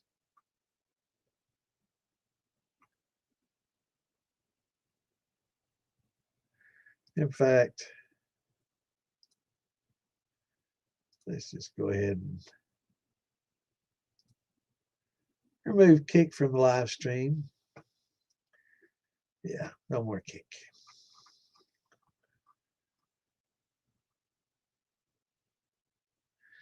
Sorry for those. I guess they can't hear it, but if there's people watching on there, sorry, but you know, Clint, don't ask. You don't want to know. I'm sure it's somebody giving himself a Sprite enema or some shit like that. This is People are stupid.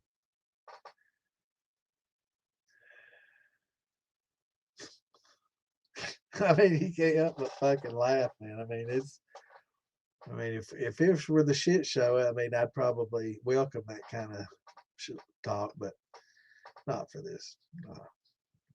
We're not here for that kind of laugh. But it is entertainment, and it's just not what I'm looking for.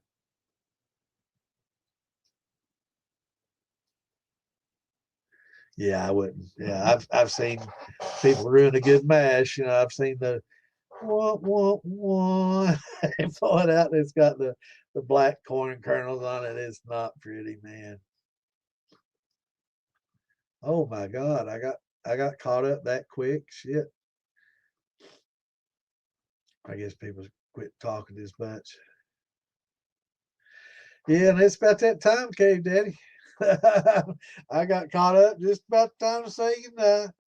We actually ran over a little bit. We a lot of times we'll go 10. Hell, if we're having a good time, we'll go to 11 or a little after. Hell, I've been known to podcast till the morning after, as long as you'll sit here and drink with me. Shit, I podcast people come on the next morning. You still going? Hell yeah! My God, I'll be drunk as shit.